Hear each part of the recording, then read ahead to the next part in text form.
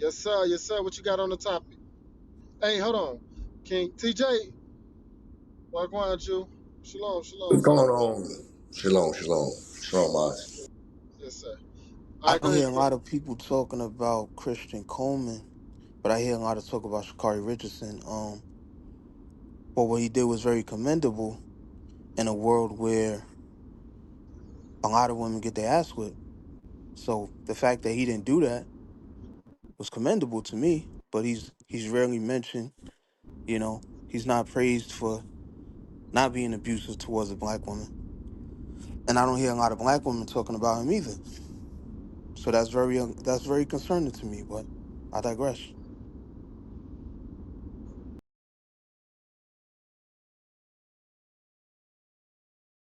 Yeah, it is. It is. We're not saying that him not retaliating physically is a bad thing, but the problem is we're using this situation to bring awareness and to get a perspective from our people. Because would you agree that that's a toxic relationship and that he shouldn't be in that position where he has to show restraint while he's getting his ass beat in public by a woman who's more than like I don't know what she looked like, but she's probably more than likely way stronger than her. But because of the society norm and how we allow this to be a normal thing, uh, he has to basically be to the world looking like a bozo because his woman is beating on him in public while he's more than likely paying for the flight that they was about to go. So is this a toxic? That's the question. Yeah, Would I you can't consider see that a toxic? myself doing. I couldn't see myself doing what he did. I would have had to stop her and shut her down for her. I wouldn't even let her do that to me. But I respect his strength and what he did because even after she hit him, he did not get her locked up. Even though they were trying to lock her up, and he was standing up for her. You know what I'm saying? He didn't want her to get locked up. She called him a coward, and then after that, she made a announcement admitting that he didn't do anything to deserve that, and all he did was give her unconditional love. So I just Oh say my that God. I don't have the strength to do what he did. I don't. I know a lot of men don't, because so many Wait, hold women on. How get is their that ass whipped. positive? Because, Right. hold on. Well, I just thought about this. How is that a positive example to the world and to the rest of our women and to the young men that's growing up that a black man allowed a black woman that he was in a relationship with and he was unconditional. Unconditional love is toxic, number one. There should be conditions. There needs to be conditions. There's nowhere on the earth where anything comes unconditionally. You understand? That's set behavior. That is the reason why women feel they can do these things. Because the black man believes that he has to just love unconditionally and just take whatever, whatever the black woman want to do, he got to just accept that. That is out of order. That is not nowhere in the Bible. That Hey, is not favor. nowhere in the, hey, also, can you, yes, sir. Now, I don't want to interrupt your flow, but I had a problem with what the brother said as well. No, the fact that she did it, she's accustomed to doing it, and there would be no stopping it, even if it was you. If your woman did that to you in that public place, it's because you've already allowed it. So no, you wouldn't do anything because you are, or you'd go to jail because you already have no control of that relationship. If she's bold enough to do that, that's not just she had some type of what do you call it? Some kind of epiphany is like, oh, I can hit my man. I just realized I can strike this man this twice my size. Now she been figured that out. She figured that out at home. She said, well, it's time for me to show my whole behind and embarrass him the way I normally do. So and that's any brother. If your wife could do that to you in a public place, it's because you can't stop her. She's the juggernaut. You ain't stopping her. Once she starts moving, it's time to fight. You gonna take those blows, or unfortunately, brothers will swing back because she's accustomed to it. She has no respect for you, and it's coming from no respect from God. She has no respect from God's order. God clearly made men different. I know my brother Silver Wolf, you was saying like More than likely, that other situation, the brother's probably stronger than her. That's 98% of the time, unless you're in the West Indies. 98% of the time, you're the bigger one. At least 90%. I got to factor in Benjamin. At least 90% of the time, the male is the bigger and definitely the stronger. That's like 100% of the time. And we hold back. We ain't trying to. You break a female if you wanted to, and you shouldn't. You should never do that because clearly God made us to be the leader. So when that disrespect happens, somebody hate God. Somebody hate God, and that's why I was like, I'm gonna go do it in public. Let me show everybody how much I hate God, how much I hate God's order, how much I hate patriarchy, how much I love the feminist movement, how much you love white women. And then because you can go in public and display that as an example for your whole race. Every time we do something, you shame your whole race. You shame every black, Hispanic, and Native Indian. And there was no, well, maybe, if it was me, it wouldn't have went down like, no, it would. If she's bold enough to do it in public, yes, she's doing it to you too. It's just how you gonna react to her going off the handle, because she already out of order. Go ahead, Silver. That's all I want to say. Yeah, no, I hear what you're saying, bro, but I disagree. I wouldn't let that happen. But at the same time, I respect him as a man. The fact that he didn't attack her back, that's the whole My point. bro, my bro, what would you do? And the reality that My bro, real quick, what would you do if it was your woman? Do you have a woman? Are you married? I wouldn't let her beat me up. I wouldn't let her touch me Are you and married? like physically embarrass me in Are you married, public King? or period. It wouldn't be King, no swings or none can of you hear that me? shit. Can you hear me? I'm King, not can you hear me? married. I'm not married, bro. I'm not You got married. a girlfriend or your relationship? I don't have a girlfriend. Yeah, I don't have a Oh, girlfriend. this is the Nah. last. You got to. Single right now, bro. I got you. I got you. Yeah, yeah, So, yeah. But I wouldn't let her do that to me, man. have you been in a relationship with a handsy woman? But what I'm saying is that No, hear me out. yeah, yeah, Hear me out. Hear me yeah, out. and I stopped her. I stopped How'd her. you stop it? Did it happen in public? No, I have it at my house.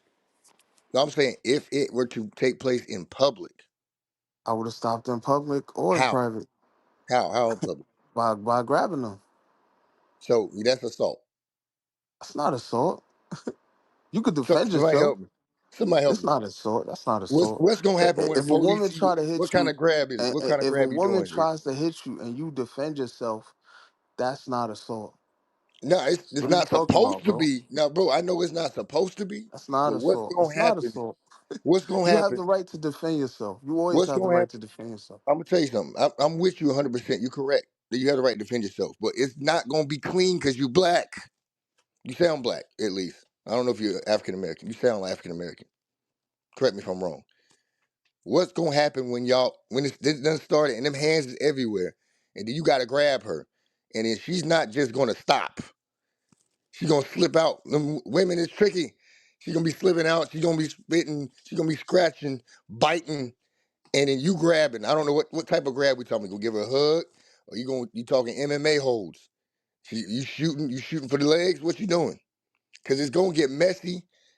It's gonna get loud, and police gonna come for both y'all. I would have shook her up and told her to chill the fuck out. The fuck is wrong with you?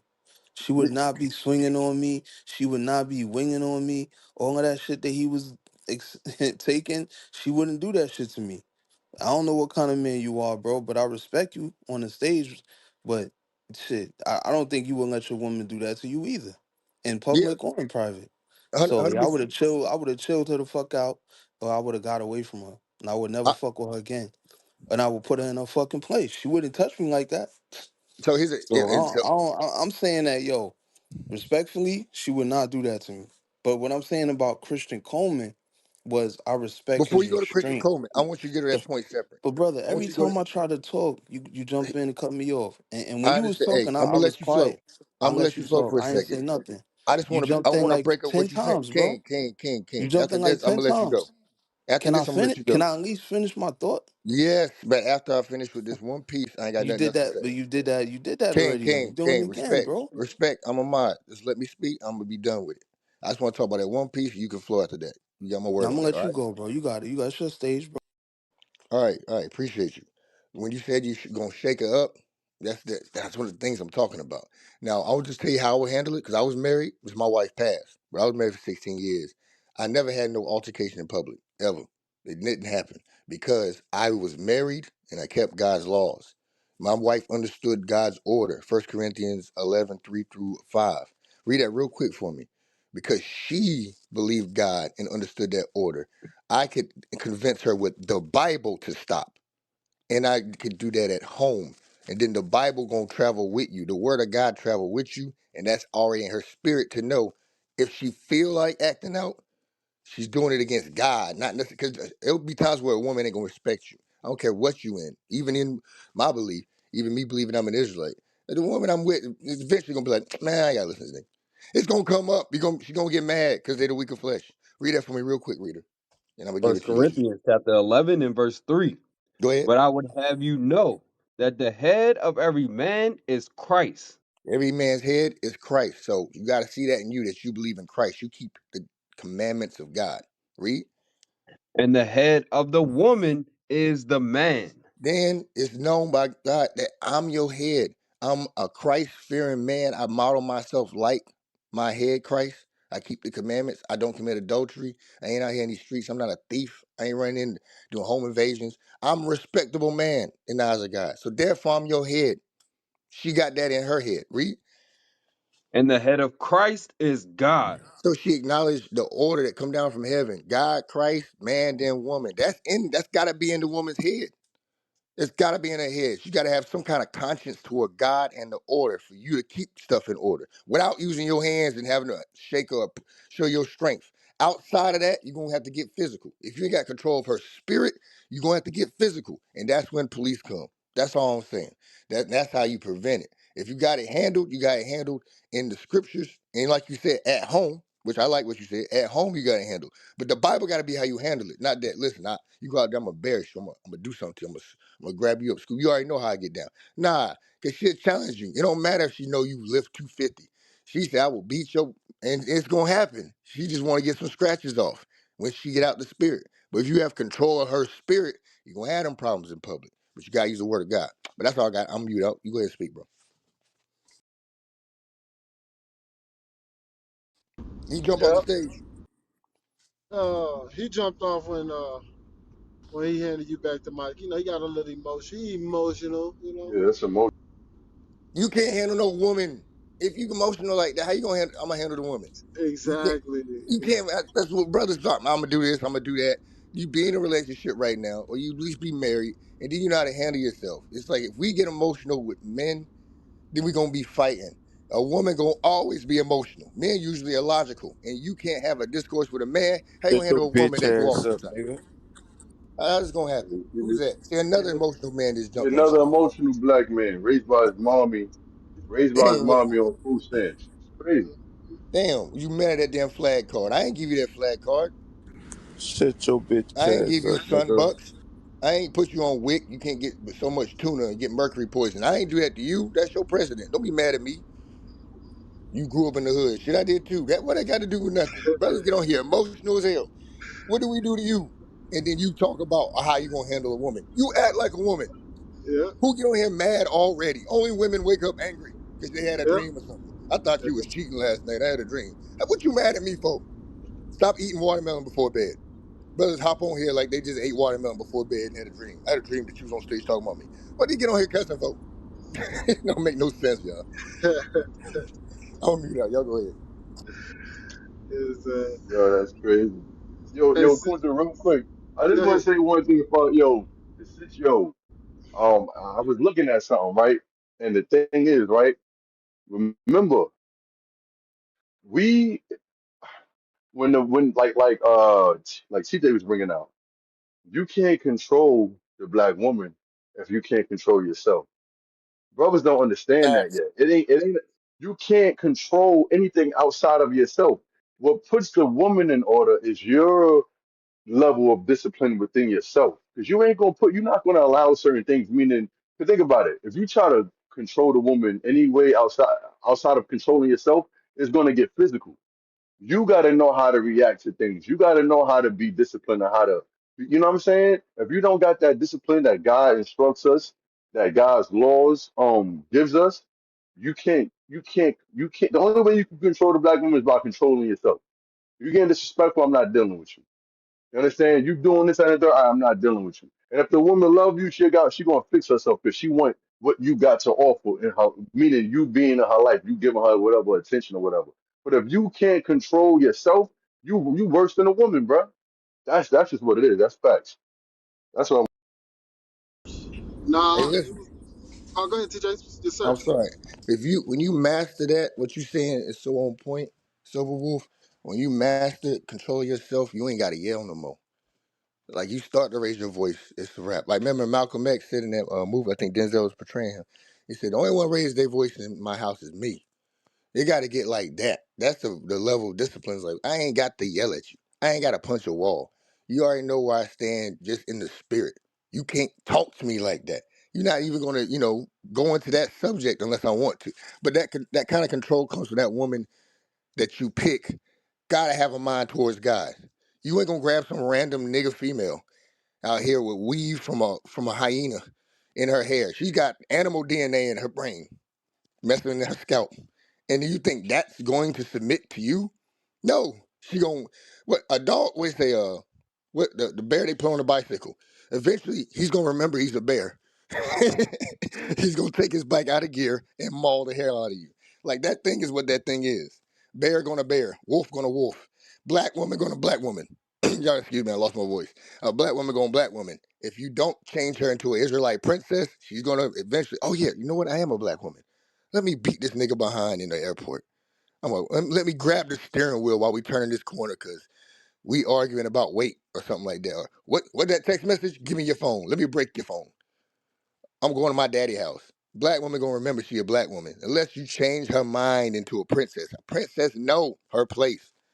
A princess knows she royalty. She can't behave like that. She gonna shame the royal family if she act like that. We gotta put royalty back in the mind of our sisters. That's what's the problem. Their mind is like still stuck on Negro. Negro gonna eventually Negro. They gonna put themselves like Shakari Richardson. She display full Negro. I don't know who hair that is. Maybe it's the East Indian, but they hate us. So every now and then the East Indian in her come out like, I do not like these people. I do not like this man. Where's my East Indian man? I'm going to embarrass him in this airport. And you know better. But because you got the DNA of other people in your head and you love other nations, you have no respect for your own man. And you much more desire somebody else. And you got go to real quick Romans 12 and 1. I gotta plug my phone. It's about to die. Give me that. it. I'm gonna mute out. I might drop, but Romans 12 and 1 for me. Romans chapter 12, verse 1. I beseech you, therefore, brethren, by the mercies of God, that ye present your bodies a living sacrifice, holy, acceptable unto God, which is your reasonable service. Give me verse 2. And be not conformed to this world, but be ye transformed by the renewing of your mind. That's what's gonna do it. The black woman gotta have her mind renewed. She gotta learn all over again what it means to be a princess, your real identity. Because a Negro woman gonna eventually remember, oh yeah, I am the worst female on earth because of how I was raised. So let me go back to acting like that. I hate black men. I hate myself. I hate my mama. Let me sew in other people's hair in my head. Let me show myself to be a full ignorant Negro. I'm mute up. I'm mute up. Gotta get a charge on this phone, y'all.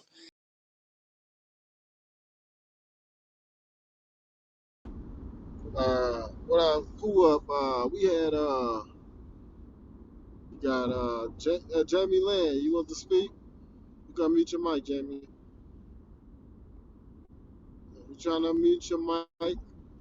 It's the button in the right hand on the right hand at the lower corner. All right. Jamie been up here for a minute. He ain't say nothing. Just raise your hand if you want to come back up. Uh, then Sister Zamora, go ahead.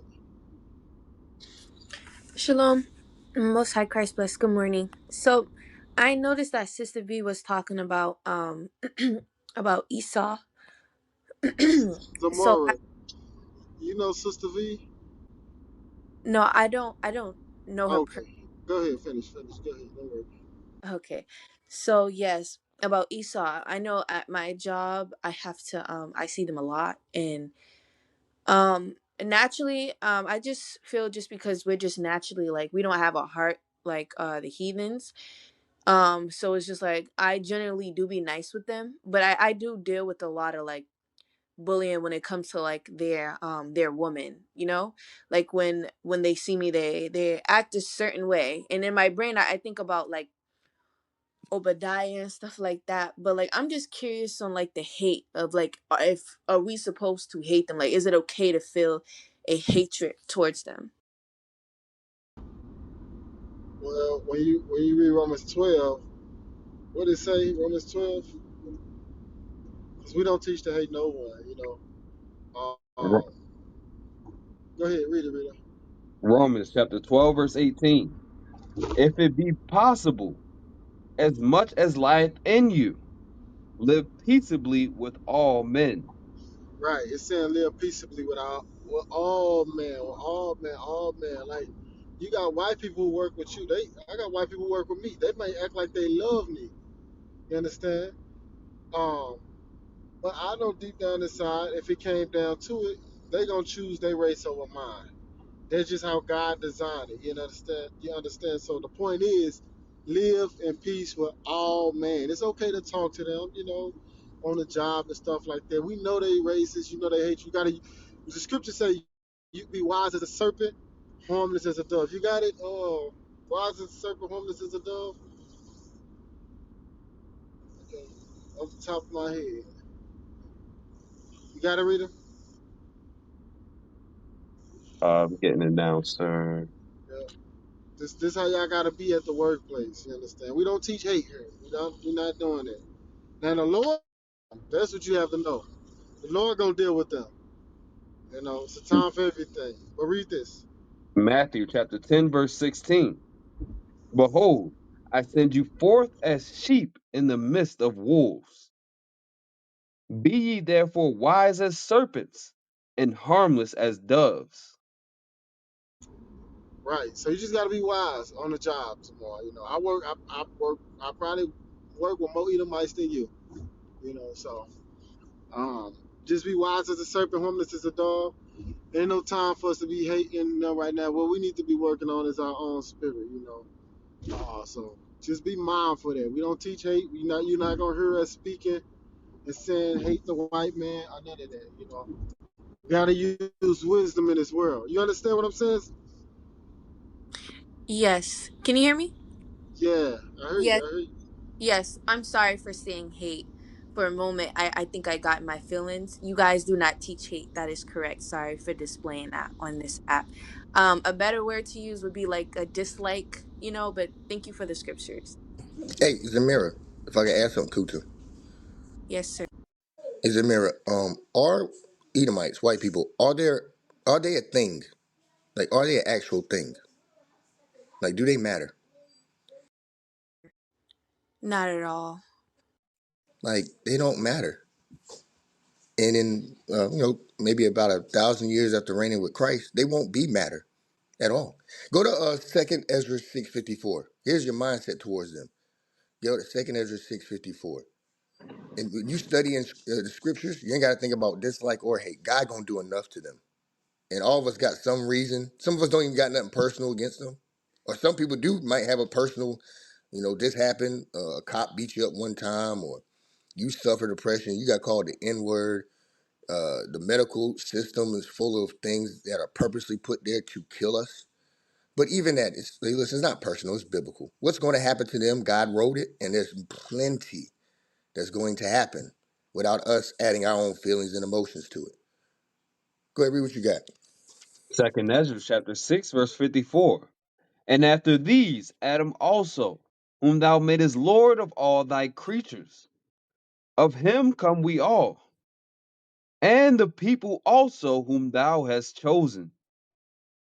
All this have I spoken before thee, O Lord, because thou madest the world for our sakes. Here's what you need to know. God made the world for our sakes. The world belongs to us. No one else. Read. As for the other people, That's all which, other nations. which also come of Adam, And they came from Adam like us. thou hast said that they are nothing. But they aren't anything. They're not a thing. They're there. They're the real NPCs. They're just there. They're there to do things. They're there for our benefit or our displeasure, but they don't really matter. How you mad at nothing? How you hate nothing? I don't hate nothing. They're nothing. We don't.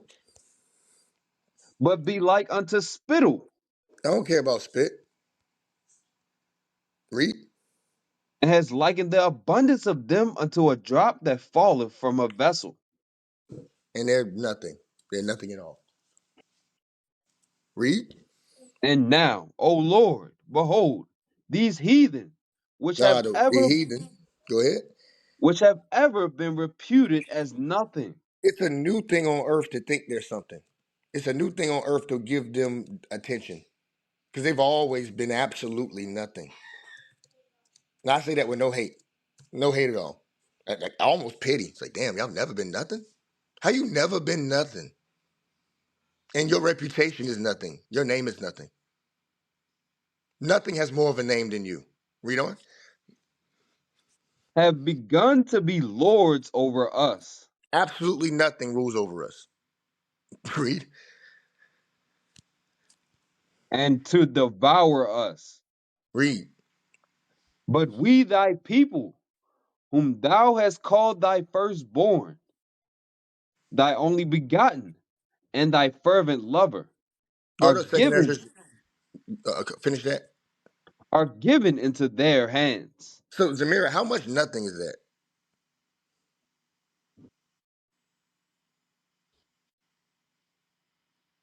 Like air, that? like Like, well, air is something though. There's air everywhere. okay, like a piece of lint that's flying in the air, but you don't see it, but it hits you. Yes, and that's way too valuable. That you gave it too much value. The fact that you're even thinking of a thing to compare it to means that you're missing it because it's Right. nothing. You can't. If you think about it, you make it something. It is literally nothing. Hey Like, TJ, yes, sir. Go ahead. it's a whole lot of nothing. A whole lot of nothing that you could put on a scale, and dust would break the scale going the other direction. So it's saying Isaiah 40. Like squirrels, I often compare white people to squirrels. Like you driving down the highway, right? Do you purposely try to run over the squirrel? Most of us are like, no, no, I'm not. I don't want to hit the squirrel. Poor squirrel. I don't want to hit the squirrel. I might try to avoid it. But do you then rescue the squirrel and bring him into your house to live there with you and give him a plate at the table? No, because he's a nuisance. He's a rodent. You're not bringing no rat with a long tail in there. So neither do I hate squirrels, nor do I want to love and care for squirrels. They're just squirrels. That's white people. They're just nuts. That's how I feel about them. They're in the category of squirrels. Stay outside. Stay outside. And we cool. You just stay out there. I don't think about what the squirrels is doing. Are they plotting on my destruction? I don't care. Are the squirrels destroying my house? I don't. They're just there. Just don't come up in my stuff and mess my stuff up, and we're fine. I'm not gonna try to hurt you. I don't want to. I want any harm to come to you. Just do your squirrel thing over there. That's all nations. You gonna say something else? Yes, on the point that you just said, because that's why the scripture says it's like a bad dream. Get Psalms 40 73 73 and 70. 73 and 70. Because that's why it's like a bad dream. You wake up like, oh, it was just a dream. It doesn't exist anymore. Hey, TJ, you in the spirit. Hey, everything you were saying is like, damn, that's what you my brother, man. All praises. Go ahead. Hey, all praise. All praises. All right, go ahead. Read that. What verse you call? I think verse 20. Oh, verse 20. 73, verse 20. Hmm. Psalms chapter 73, verse 20. As That's a the one, right, dream, TJ? That's the one? yes, I sir. think it is. All right, go ahead. As a dream when one awaketh, so, O Lord, when thou awakest, thou shalt despise their image. Thus, Hey, did you catch that, though? Hey, because, like, in a dream, right, for example, it seems so real. It feels so real. Yo, damn near you when you wake up, you like, am I still in the dream? But then just imagine it's gonna be a day you wake up and you're gonna be like, yo, that was all a dream. But right now, you should have that same mindset what TJ is saying. Because if you already know, if you've been studying, you already know that this is just a figment of your imagination. It's just to get you right. It's a dream to get you right. These are NPCs. You use NPCs to y'all remember what was that joint like Final Fantasy or something like that. You have to go or one of these games like I'm back in the day. I'm old. I don't even know if that's still around. But the you go to the character or something like the little shop to get your stuff. You know those things like the things at the shop. They give you things they give you money. They give you Right. weapons. Go ahead, TJ. And then and when you leave, they just still there. And Yeah, you come back and they still in their same spot. It's like they just exist to do that one thing. yeah, Whatever that that's one thing is. There's no life. I think they made a movie about that. yeah. What's that movie? Gamers, I remember that during Gamers. Well, it had Ryan Reynolds in it. It's It the was guy it. they call it Guy or dang, what's the name of that movie? It's not There's a Gamers. black dude in there. It had a Oh, different God. name. Oh, it's a Something different. Guy. And he's an NPC came to life, and then they just watch them go through their life, and like nothing they do matter. They just wait for the main character to show up. The Israelites are the main character. They just wait for us to show up. But go ahead, Yosef. No, no, I was just backing you up with that joint because that you just had me cracking up because they really are nothing. You feel what I'm saying? You utilize them for what they're here for, and that's to get us right. You feel what I'm saying? Because that's unfortunately we put ourselves in a situation, but we agreed to this thing from the beginning. But anyway, that's all I gotta say for right Hey, now. hey, Joseph, you know what's crazy? They got something set up like that right now. That's how you know Esau knows. There's a option in prison now that they're trying to present to where instead of serving your whole sentence, I think they got something where they'll give you like a shot or put a chip in your head or I don't know, where Damn. you'll live out your sentence one time, but not in the full time of time. Like it's some. I don't know if anybody saw that. I know I'm not the only one who saw that. It's something where they have something where instead of you got an option. You can either serve your full time, or they have either is a reality or they thinking about it. But I saw them. I read something where they can trick your brain to where you experience the trauma of that time, and I think that they also reprogram your mind. I don't know. Yeah, somebody come up on stage and speak I about it. seen it. I seen that. Yeah, I supposed to put some manipulate their mind, and they let them back into the world.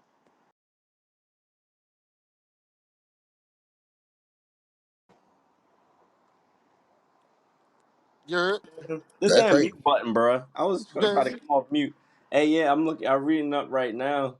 It says the Cognify concept simulates 10-year prison sentence. Damn. What? You gonna log on to prison? Right. Sentencing alternative. Yes, it's some stuff on there. It's definitely some stuff on this topic. Damn. That's crazy.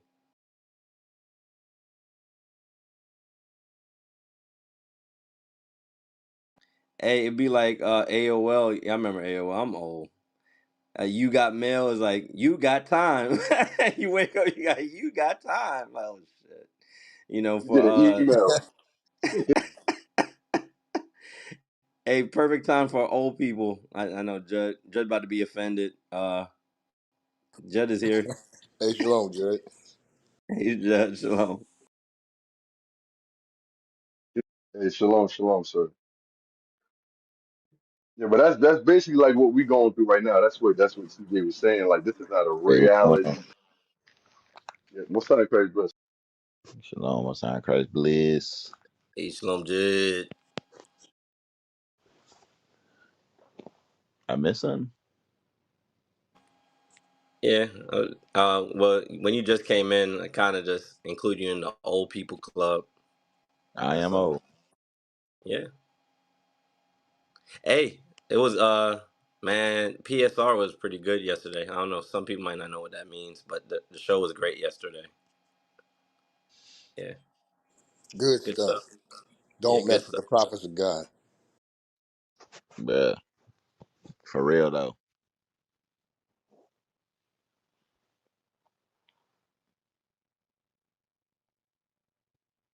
Hey, Judge, I don't know if you were on last night. What do you think of the topic? I mean, I guess it's all right. I don't know. Was it packed last night? Yeah, there was a lot going on. Was women mad? Because I guess we were talking about women. I guess.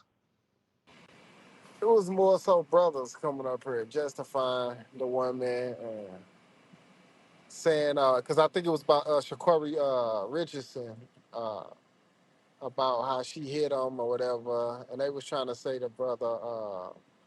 I guess what the brother did was supposedly okay in everybody's eyes. How he didn't hit her back, he didn't press charges on her or whatever. He just let her go. Basically, she wasn't held accountable, and like the women and the man was okay with that. You know, they see that as honorable. That's all.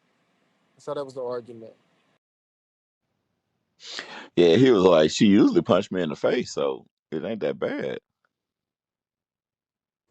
Jesus. Last time she burned me with a match, so she loved me. Yeah, he's like, comparatively speaking, it's a lot better. You know, she's making progress. Damn, that's a damn shame.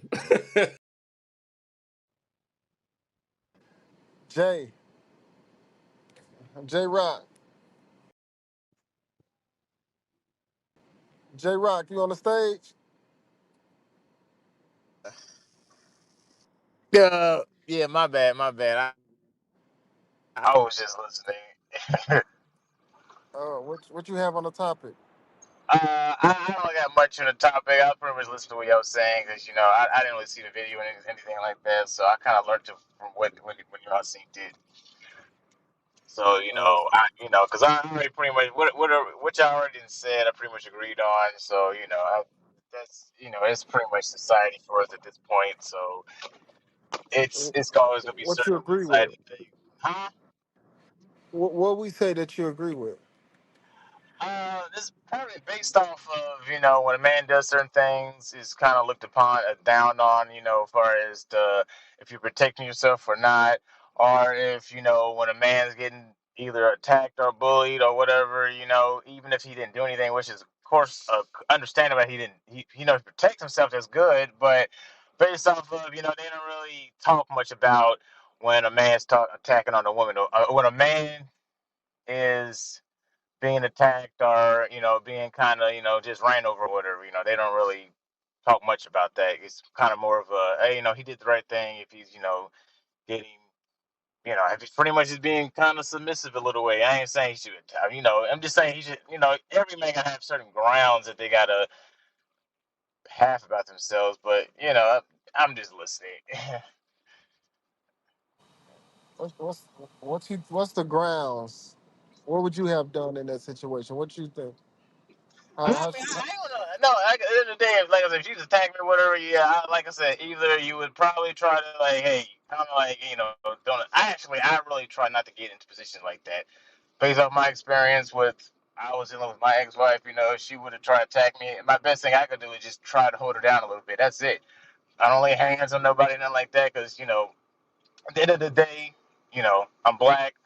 I ain't trying to go to jail. I pretty much know how the system is, whatever. So, like I said, pretty much just protect yourself at this point.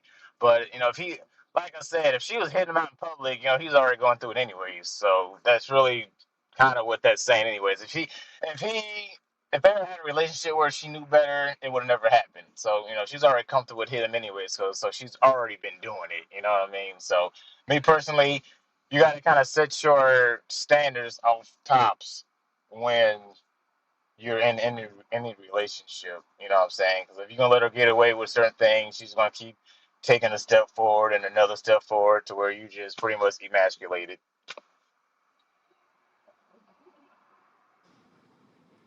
yeah, Hey you Yeah, Jay, agree. imagine a society. Huh? Go ahead, Silver. No, I No, I was was gonna say something real quick. go ahead, go Oh, ahead, be go okay. ahead. No, no, no. Just imagine a society where black men or black women congratulated other black women for getting the hell beat out of them and not pressing charges or leaving them in. Like, yo, she did a good thing. She got her eye knocked out, her teeth knocked out. Yeah, that's what's up, sis. You a strong black woman.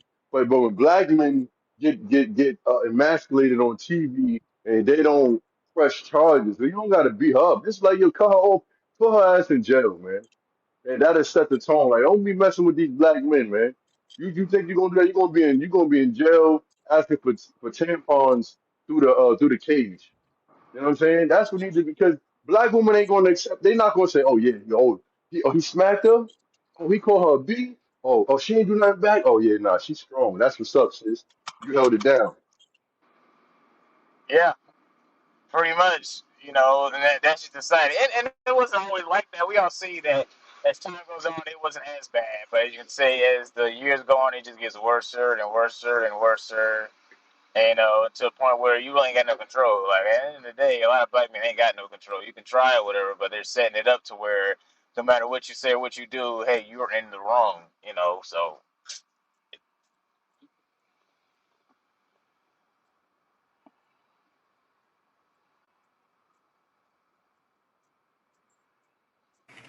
Jay, you pressing charges or what? pressing charges. It depends if it's worth it or not. Nah, like he's out in public. She's kind of a celebrity or whatever. So it really depends.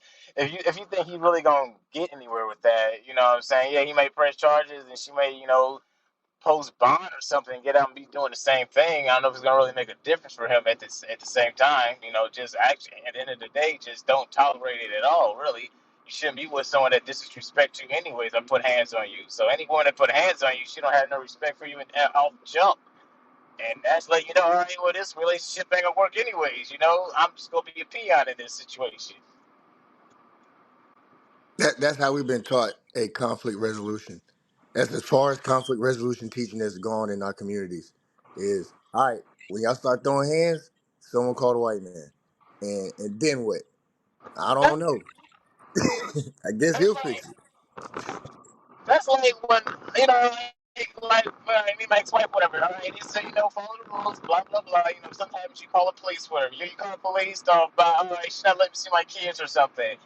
They'll tell you, well, there's nothing we can do about it. It's a civil thing, you can just make a report about it. All right, so she can still do the same thing, and nothing's gonna be done about it. You go to court, they don't really listen to what you're talking about. They're always gonna take her side. I mean, you gotta really have a lot of proof to bag up what you're trying to communicate with them for them to even really listen to you. You know what I'm saying? So me personally, yeah, you gotta have a lot of proof to back it up. And like, yeah, you got the proof, of course, that's on video and all that stuff. But I mean, they ain't gonna do nothing. Just be honest. Cops ain't gonna do nothing. They ain't gonna do nothing because again, at the end of the day, who's setting it up anyways? Right. Hey, Jay, I want you to look at this. Go to Psalms 44 and 9. Like you're saying, Jay, I agree. I don't know if you heard the brother that was on stage earlier trying to explain to him, once your woman, because he's like, he gonna keep his woman in check, whatnot. He gonna shake her.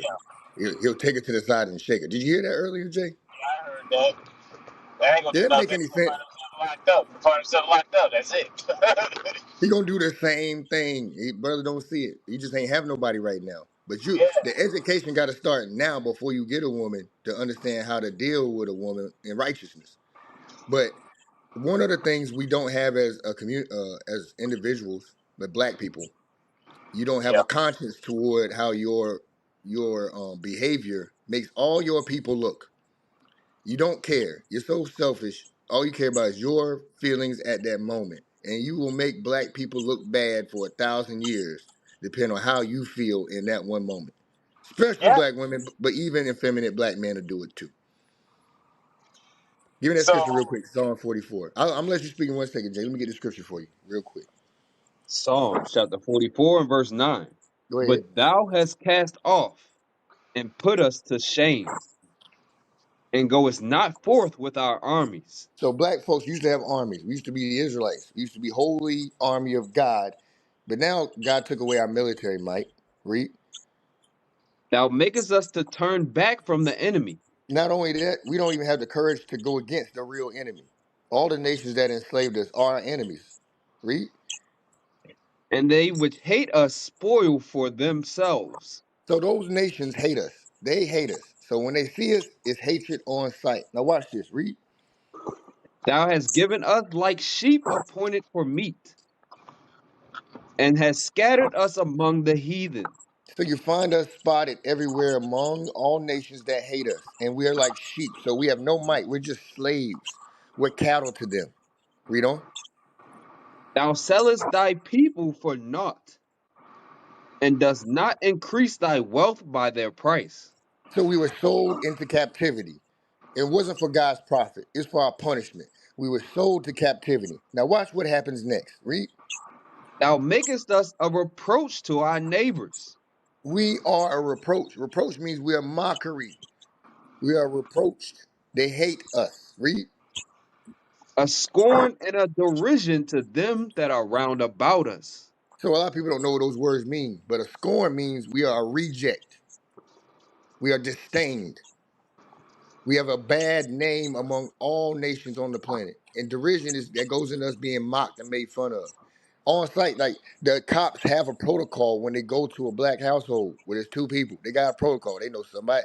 It's a civil. They say the same stuff. If you've ever been in that situation, Jay, I don't know if Yeah. you've ever been in that situation. It sounds like they're reading off an index card. They're bored. Yeah. Yes. They're bored. This is a civil situation. We can't interfere. Do you need do you need a restraining order? It's like they've done and I've talked to cops and they say they do like 15 of those a day or something like that. That's all their week. Instead of fighting real crime, they go to break up black fights. They go to interfere in black love. Meanwhile, the niggas is robbing the bank.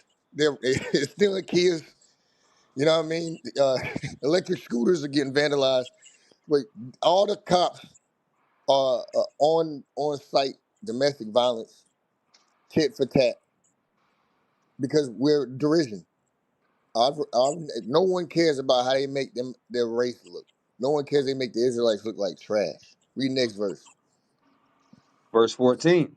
Thou makest us a byword among the heathen. That's why toxicity and all the other things you can describe relationships. Like we're the cuss word. I don't want a black. Ask somebody who will want a black relationship. That's like asking, do you want to be black? It's like go to a happily married white couple. Be like, would you like your relationship to be like a black relationship? They're like, no. They're like, that's a ridiculous thing to say out loud. No one wants a black relationship. No one wants drama. No one wants getting hit upside the head. Bill Gates is one of the most evil people on the planet, and his wife hates him. You think she would hit him in the head? He a chief nerd. He ain't putting up no fight. She probably can take him. She look like more of a man than him. If you've seen his wife or ex-wife, she like way more of a man than him. She ain't gonna lay no hand on him. She know that's one of the gods of the earth. She knows that's one of the gods of this planet. That's one of the richest men. She ain't gonna touch him. That ain't in their conversation. But think about the black woman. Her husband can be 450 pounds of muscle, and she will jump on his shoulders and wail on him and try to choke him out and slash her with the Wolverine fingernails. And that, give me verse 15. How does that make us look among those heathen? Verse 15. Oh, did you finish A 14? shaking of the head among the people. Yeah, My finish. con- Read 14 again. Read 14 again. Verse 14. Thou makest us a byword among the heathen, a shaking of the head among the people. That woman's one of the fastest women alive, and she's a nigga. Their relationship's trash. She's got money, respect, a following, and they still can't have a maintained relationship. You can't have the relationship that the Food Lion manager has with his wife. They can't manage that. What that make people do? Shake their doggone head. Look at these Negroes. Shame, shame, shame. Verse 15. My confusion is continually before me, and the shame of my face hath covered me. So it's shameful. That's how you gotta feel. Like, man, that's a dog. I gotta do better. I'm not gonna live like the rest of my people. I'm gonna get in order with my marriage because everybody's always watching us. When I walked around with my family, I had a family of 8 at one time, and in this truth. And there are people that joined the body because they saw how I operated in Walmart. There was a sister that worked in Walmart. She's still with us, and she would watch us and never say anything, and just watch how we conducted ourselves going to the self checkout line week after week. She said, and one day I think it was like months later, she's like, I watch y'all, and your kids behave so well, and y'all just your marriage seems happy, and just what are y'all into? And then she ended up coming in the body, and it wasn't a flyer, it wasn't a video, it was like watching what she probably has some knowledge of who we were, of course, from the fringes. So she's seen a video at one point, but just wow, that stuff actually works. Like what do you think people normally do at the self checkout Walmart? Get your ass away. Stop touching stuff. Put the damn gum down. Now, who you on the phone with? I know it's that girl again. Or you just there by yourself. You know what I'm saying? You showing a poor example, arguing, or you're on the phone. Most times I go to the store, I go to the marketplace or whatnot. You see a woman on the phone, loud, on speakerphone, nails pointed to the heavens. And he did this, and he did that, and I think, yeah, and I'm tired of this relationship. Oh my God! And then everybody see that, they don't say nothing, but they just shake their heads silently and just get depressed. It's like, God, we still trash in 2025. Our relationships are still toxic and trash. So we gotta set a better example. Keeping guys all gonna do it. I'll mute up. You get that, Jay? Oh yeah, I get that. Part of it for me was, again, I think, like, probably like a month ago, right? I was going through some things as far as my mental. I'm like, you know what? Something ain't right. I feel like I'm just not being told the truth. And I had a real pray with God and everything, right? And then so I was on this Bible study with my sisters and everything, right? They went into the Bible study, right? Yeah, that's cool. But then I synced this app, this Bible, BiblicalSmoke, like BiblicalSmoke. All right, what's that? All right, so then I entered in and started listening, and then A1 was preaching, and he was talking. I was like, whoa. It was script by script. I was like, oh snap! Hey, wait a second. Wait, I didn't really realize a lot of this in the Bible, man. So that's ever since then, I've been pretty much locked in and learning. And then, my sister, same.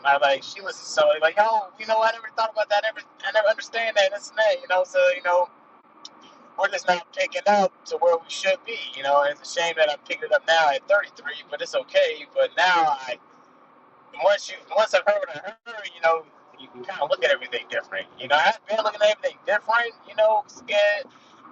Like I said, I was never in school. I was homeschooled and everything. So when we read the Bible, we read the Bible at the house and everything. And my parents really never went to church like that because they like, well, they was always judged and everything else.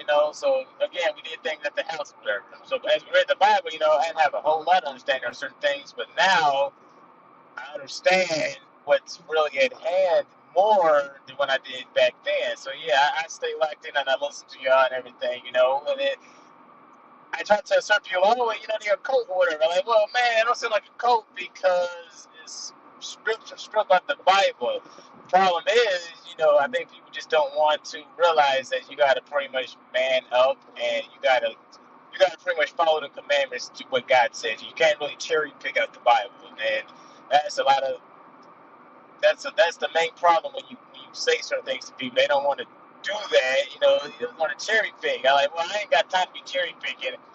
I gotta get I gotta get up to the right path. That's all I'm saying. Oh yeah, and question. Can I tried to email y'all at I think it's Biblical Smoke, but no one really contacted me back for more information about that.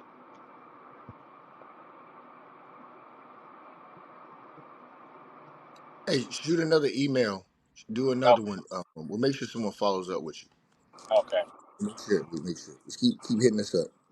all right. I mute my mic. I'll let you continue. I'm driving right now, anyways, on the freeway.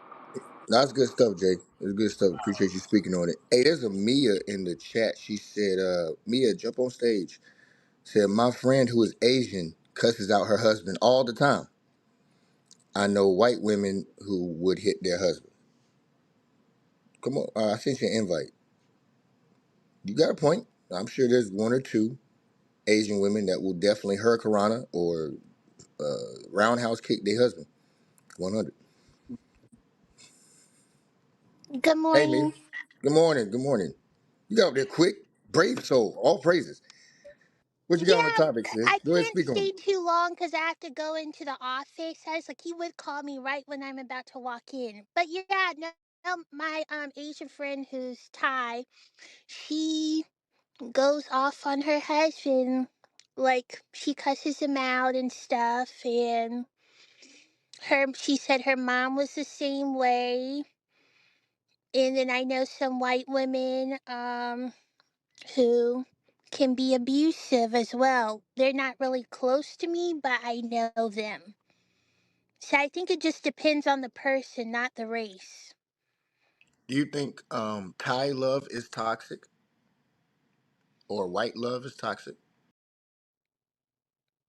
Mm, it depends on the person. We can't put everyone in just one group because there's good black relationships, there's good Asian relationships. So that's my thoughts. Do you think because what the title is black love toxic? Do you believe black love is toxic?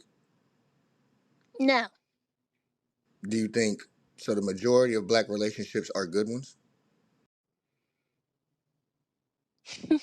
They're healthy. Health. I'll say healthy. Are they healthy relationships? um, yeah, the ones I grew up around Not those. That's just a couple. That's like a handful. I'm talking about in millions of general. black people. Yeah, in general. Are they Mm, healthy or toxic? if we go based off of media, I would say it is toxic, but yeah, as in the media, it's portrayed as toxic, like Baby Boy and all the other ones. You Right. And know, media can lie. and Media can lie. pop the balloon and stuff. You know. Yeah. What about just the community? Like, I don't know how far you venture out into the black community. You know, you can't walk around everyone, but the internet is pretty much how we patrol the black community nowadays. You got social media, you got your friends, you got their pictures. So there is what the media does. It's kind of an organized effort against our people, and then there's what our people themselves portray themselves as, which you got to say is pretty much the black community. I mean, that's what they show. They're not really associated with CNN. Black folks on Twitter or X as it's called or TikTok, Mhm. are they displaying the fruits of healthy or toxic relationships as a whole? Um, Are most black women toxic. married? Toxic? Okay, you say toxic. Oh Are most black women married?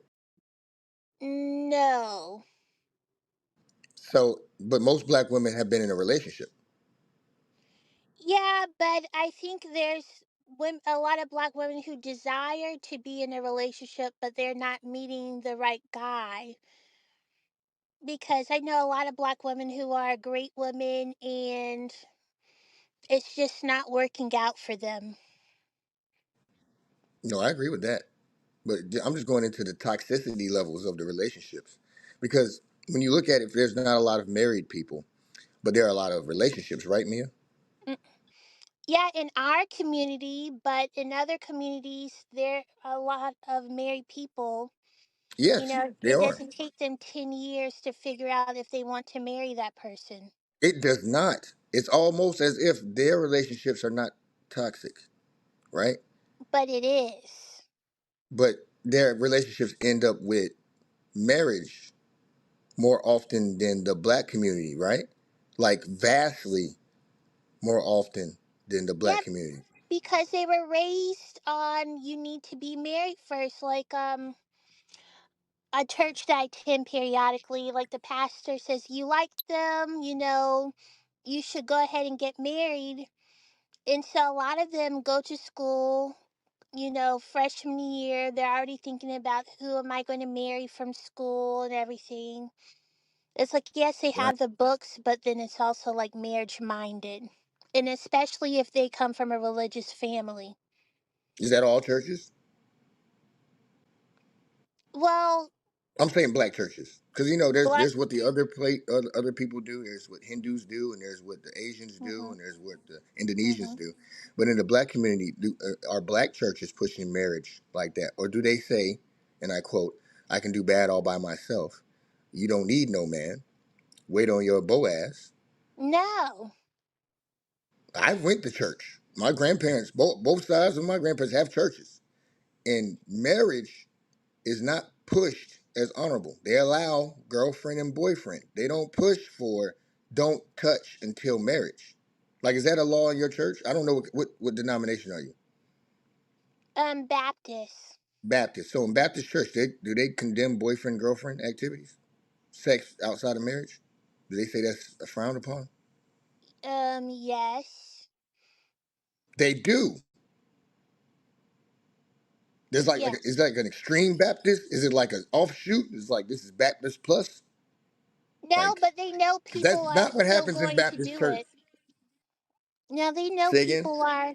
They know. They just say, God doesn't like that. But yeah, They say God doesn't like that, but what? What should we do if God doesn't like that? they're saying that if you're going to do that, you might as well get married, especially if you already are having children with this person. Instead of having three different parents for three of your children, you know, they want to be able to say keep the family unit together. I don't think they say that, sis. What I've I seen, really? because I've talked to many Baptists and people in my family are Baptists, and Mhm. they're some of the biggest. And this is a biblical word. They are the biggest whores that I've ever met. Some of these Baptists, because they are not only they've been married multiple times, Mhm. they have a slew of women they've dealt with and a slew of men that they've dealt with. The church does not push God's commandments at all. They say God's commandments are done away with. Am I right? No, I haven't ever heard that. So you keep God's commandments? No, Well, where did you get that from that you don't keep them? because I hear them talk about it, but I know I have sex before marriage, and so I don't keep that. So, Should you keep it? Would you know where it I is, mean, you like in the Bible? should. Yeah, we should a lot of things, but we don't do it. Do you think God is happy with you when you know you should do it, and then you're like, nah, I ain't gonna do that. How does our Yes, God feel? I know he's upset about it, and Mm-hmm. I already know, and he knows my heart, and he knows that I would have sex. So, I'm not out Yes. here just having sex with He said, God everybody. got It's to get just, over it. Say, God gonna get over it. God, right, Civil War. God know me. He know what he made. You got to get over that now, thing. I'm just being honest, but I like your honesty. Keep going. it's just it's And just I, one of and those flesh things. That's it all it is. It is. is. Well, go to Jeremiah Now, 17:9 real quick. Go ahead, sis. Go ahead. now, other Do you things, think? Oh, real quick, Mia, before you move on, hmm the same mentality you had. That's perfect. You said the things you said because even though you're speaking about the relationships around you, you are one of the most perfect examples of the Black Christian community. Because I've heard that countless times. Joseph Silver Wolf Kunta, haven't you heard that countless times? That exact same way of Yep. thinking. That hmm that's the Yep, Black yes, sir. community. So if the whole Black community, or the majority, I'll say 65%, think just like you. Oh, I know better, but God knows my heart, and He knows I'm going to do it anyway. Is that a different culture and a different mindset than the Thai and the Asian and the white, who instead of saying that, they say, I'm going to get married because I know that's what I'm supposed to do. I'm gonna get married before, especially Asians. They know, or anybody that goes by traditional values, Muslims, Arabs, whatever, they know or they fear that their God will be angry and they get married first, right? mm, not Isn't the that Asians I know. there's Asians in general? 65% majority of Asians do what? They get married, Right. They go by but their are they traditional values. faithful? I don't. If they Yeah. I can't tell what they're thinking in their mind, but faith is measured by works. So if I look at even they don't believe in the Bible, whatever they believe in, right? They believe in a hmm hint for whatever the East Indians. They believe in some octopus, 8 armed elephant god. It's an idol. It's a false god. But I can tell when they believe in it when they do the things the elephant, octopus, spider says. When they do what Spider Man's cousin says. I was like, dang, they believe in that 8 armed God. They rocking with him. When they got Buddha over there, the big fat dude, whoever they worship in Asia, when they believe in him and they do what he says, I'm like, dang, well, I don't believe in that guy. That guy fake. But they believe that thing because they doing something. So then you go to black people, and their God says, thou shalt not commit adultery. And in your body counts 11. No. What's that reflection on your faith? Do I think you believe in God? Mm, no, but yeah, no, there's no but to it. All right, there's no Um, but to that. The only but is all the but that's being given away in the black community. All the body counts. All if your body count, sis, if your body count was on your forehead, would thou not be ashamed? If no. you God could see it and look down at it and be like, dang, that thing is rising. It's like, what's the mileage? I'll say most people, I won't put it on you. Wouldn't most people be ashamed in our community? Yeah, the ones who've had 10 plus sexual partners, of So course they'll three be is okay. ashamed. Three is cool. Yes. Three is not cool. You can't marry three people. Three is not cool. That's not cool. Okay. You, I'm telling you. Hey, would you allow your man to be with three other people? I don't know if you're married or dating, but would you I'm allow your man? dating. You're dating. Can he have two other women? No. Three's not okay. You just wanted him to be the only one, right? Well, yes, because we're in a committed relationship. Right. So that came from the Bible to be in a committed relationship, right? Yeah. Give me a 1 Corinthians 7:2. I forgot the other one I had. Watch this real quick. We First, got these loose biblical values that we have do. And again, it shows your faith. It shows like I'll be a Christian in name. But I'm not really going because like if it don't work out with him, y'all have had Mhm. sex already, right? Yes. So whatever number you're at now will go up one after this guy. I'm not wishing this fail. I hope the best for you. But if it don't work out, ain't your body count about to go up by one? Yes. Ain't God mad at that? Yeah, John 4. he is. Go to John 4. I'm gonna give you some accountability. Go to John 4. The church is not gonna tell you this. And they'll read the scripture and not break down what it means. Go to John chapter 4. Remember, Jesus met that woman at the well. Mhm. Go to John chapter 4 and verse 15. John chapter Verse. 4, verse 15. The Yep, New woman King James saith Bible unto says. him, John chapter 4, verse 15. The woman saith unto him, Sir, give me this water, that I thirst not, neither come hither to draw. Jesus saith unto her, Go, call thy husband, and come hither. Jesus said, go get your husband. Because the husband's the head of the wife. He said, go get your husband. Go ahead. The woman answered and said, I have no husband.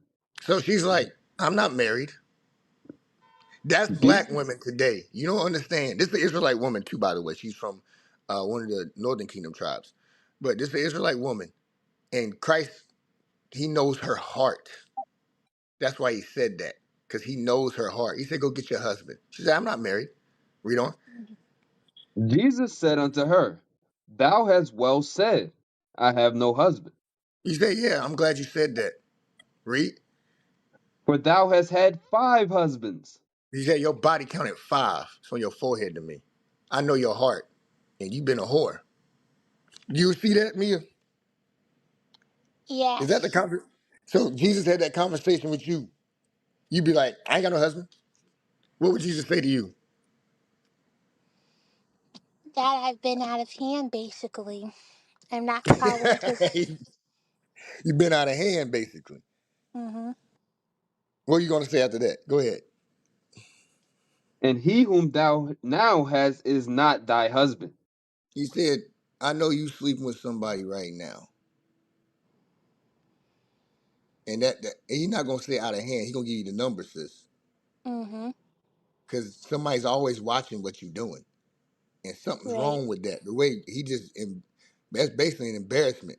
You know she was embarrassed. Like, ooh, you weren't supposed to know that. I thought you, but Jesus know your heart. Your heart is your mind according to the Bible. and he knows how many strands of another man's DNA is residing in your brain. Every man you lay with, scientifically speaking, goes into your brain. Do you know that, Mia?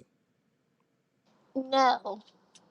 What's that called? There's a couple things it's called. One of them is microchimerism, whereas not only do those DNA strands go to your brain, scientifically speaking, your children's appearance can be influenced by the other men you had sex with. Therefore, you may get with the guy. Let's say your guy's name is Mike. And you and Mike have a baby, and then y'all have a beautiful baby. And say, look at Mike. He's got Mike's eyes and Mike's ears. And I don't know whose nose that is, though. That looks like Reggie's nose. How that baby got Reggie's nose? Oh, because I slept with Reggie too. So now a little bit of Reggie is there to remind you of that long body count you got. You can look that Right. up. I ain't make it up. That's Esau, the white man studies. Microchimerism. You're not supposed to have multiple men inside you. You will Right. have a mixed up crock pot baby. What do you call it? A potluck baby. Everybody brought something to the party. Mm. Okay. Your baby would be the end of a math equation. Look like your baby DNA like algebra. It's like who are these people that contributed to this one child? Now the child DNA wise will be one kid, but you can look this up. And then meanwhile, in your brain, because you are the field, you received the seed of a man.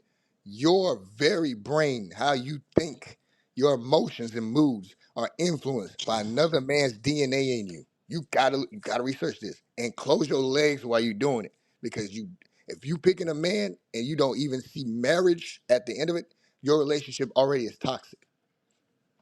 Like Right. how tall are you, Mia? How tall are you? 5'6", How tall is your man? 6'1". How did I know that? But that might just be a preference. But I knew he gonna be 6 feet tall. I'm not hating on 6 foot brothers, but I know there's a certain kind of man women go after. And then have most of your boyfriends been over 6 feet tall? No. Some of them been a little shorter, a little taller, Like 5'9", 5'10". but not 5'6". No. Hell no. That's crazy. It's crazy work. Never the short brother. Because the sisters like they gonna have a certain criteria they look for in a man. You like, is the man in shape? Is he a fat slob? He's probably in shape, right? Yes, he's in shape. Right. You would prefer that, right? Yes, I would prefer. Does he have dreadlocks? No. Okay, you got like a fade or something like that, Caesar? Braids. Yeah, fade with the braids. Okay, I knew it was gonna be all right. Braids or I got you. I got you. I'm not saying I'm not saying you're doing exactly what a lot of other sisters do, but that is the prototype man for a lot of other sisters.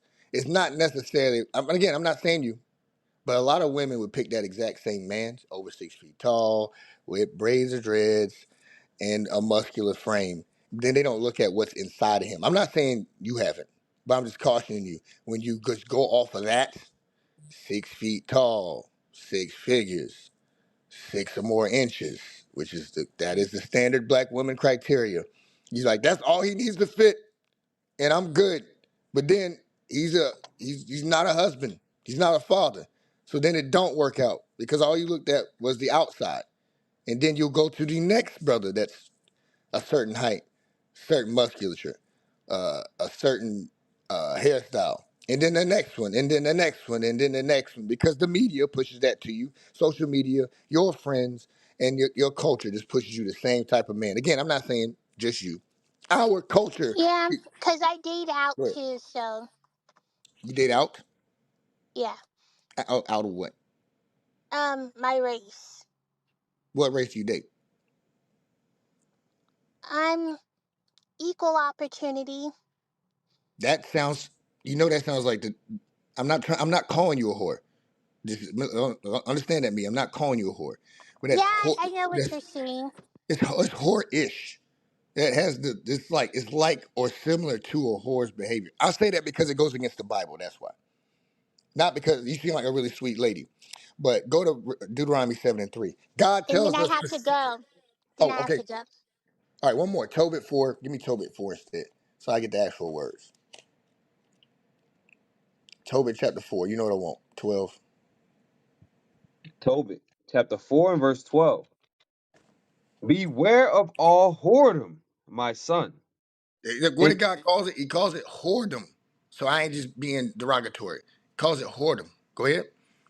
and chiefly take a wife of the seed of thy fathers, When you do something different, God called that whoredom. Take a wife of the seed of thy fathers. You should be of the same race according to the Bible. Read. and take not a strange woman to wife, Don't take a strange woman to wife.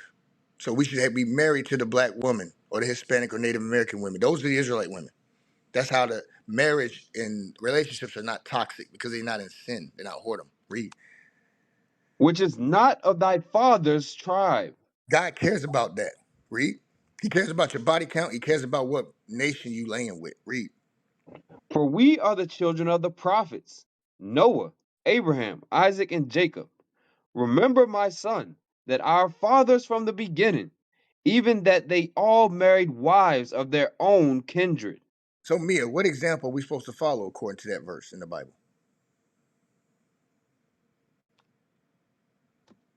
We're supposed to follow only being with other Israelites. You're 100% correct. All praises. Keep reading. And were blessed in their children, and their seed shall inherit the land. So then we get the kingdom if we can do that and be blessing your children from a stable relationship, which is will be built upon God's laws. Don't you want a man that, like you said, you want to be exclusive, right? That was 2 and 4 and 12. Someone asked in the thing. Uh, you want to be exclusive with your boy, right? I don't know his name, but your man. Don't y'all want exclusivity? Yes. So that's called marriage. It's a binding contract in front of God. It's paperwork. It's not promises. It's not that stupid ring that's $12,000 and you ain't got no house. It's you getting the paperwork from the white man to say we married. And if you step out, God gonna hold you accountable. And that's what we scared of. You scared to bring it up. He's scared to commit to. Cause he's like, I'm not really sure I want Mia for the rest of my life. I like laying with Mia.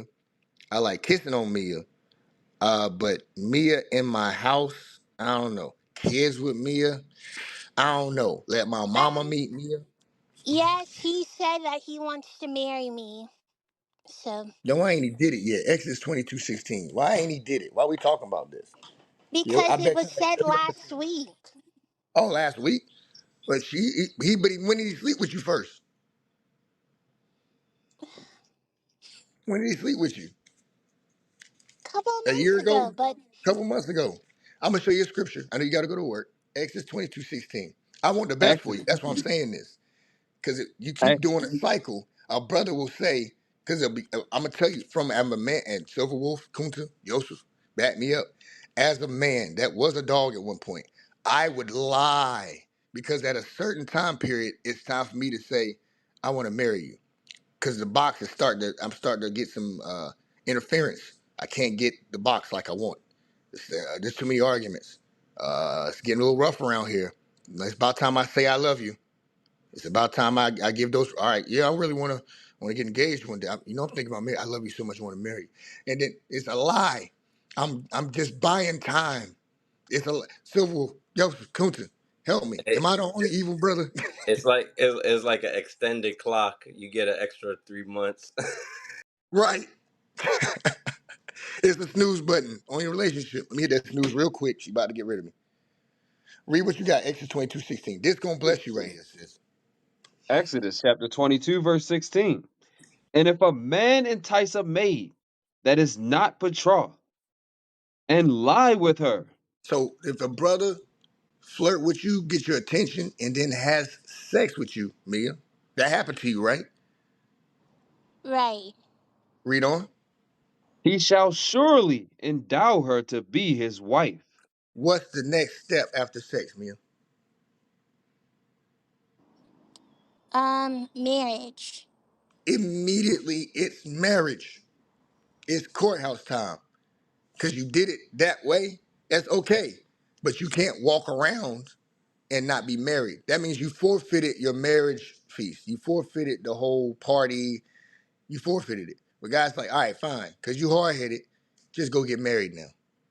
And then that still be that's more honorable than being in whoredom. If the black community, Mia, would apply that one commandment right there, would black love be toxic? No. No, it wouldn't, because it would cause people to what? Think. If you knew your what's the brother's name you dealing with? What's his first name? I ain't gonna look him up in that. Just wonder. Ludwig. You said Loveridge? No, Ludwig. Oh, Ludwig. Ludwig. Okay. So if Ludwig, is he black? That's a unique name. Yeah, he's Black Caribbean, basically. Oh, okay. Benjamin. All right. So if Ludwig, if the moment you met him and or the moment he said, like, let's lay it down, he's flirting with you or whatnot, and then y'all headed to the bedroom. If you knew about that scripture, wouldn't it cause you to say, wait, we shouldn't have sex right now? Wouldn't it cause you to pause? Yes. Yeah. In the church, your Baptist church ain't taught you that scripture, has it? No. But I have to go. I'll be back if you guys are on in a couple of hours. All praises, all praises. Hey, yeah, Thank you. follow us, Mia. Upload. We have another platform that pops up around 11:30. Upload God's laws. Mhm. Just follow us, moderators. You see us in there, and you can just follow us into that chat. All right. Okay, thank you. All right.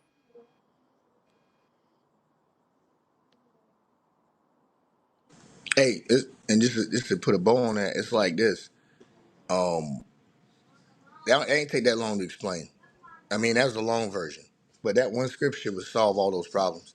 And the church don't teach that scripture. We gotta leave those churches. Those churches are a way to extort you for money, and some of the biggest whores on earth are in that church. They're not going to tell you to do something they would never do. They would never close their legs.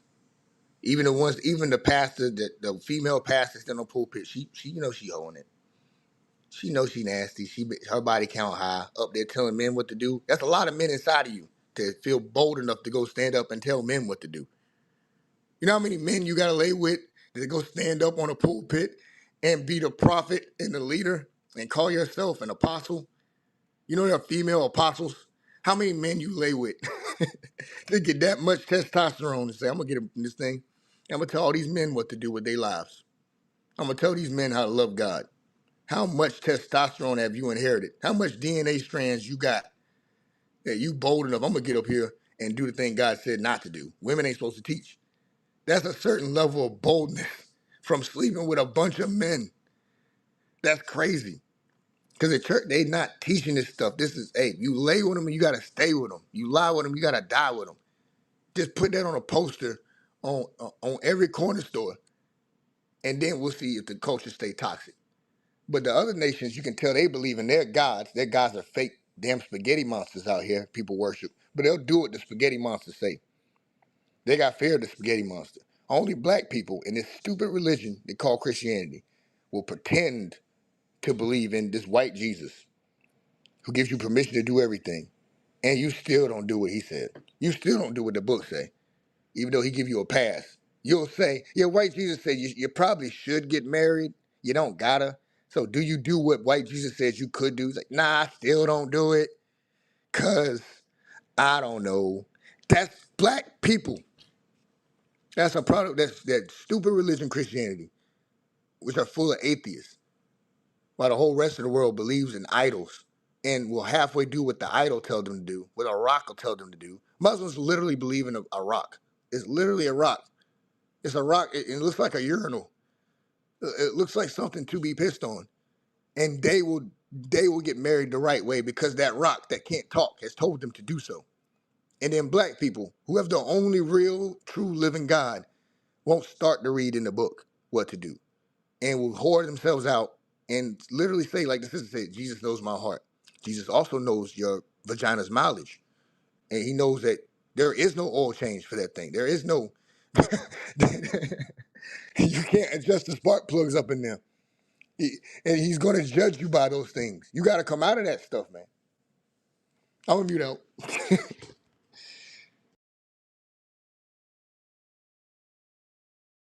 Man, the equal opportunity was crazy though. I said, "Sheesh." I was like, "Yeah, she's bringing it out." Yes, she said that. I was like, we can hear you.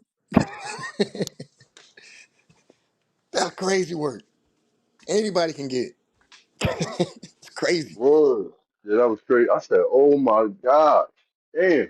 And that's sad because the sister, she seemed like she seemed like a sister. If she was raised the right way, she would follow what she was taught. But Christianity give you that leeway to bug that to just wild out.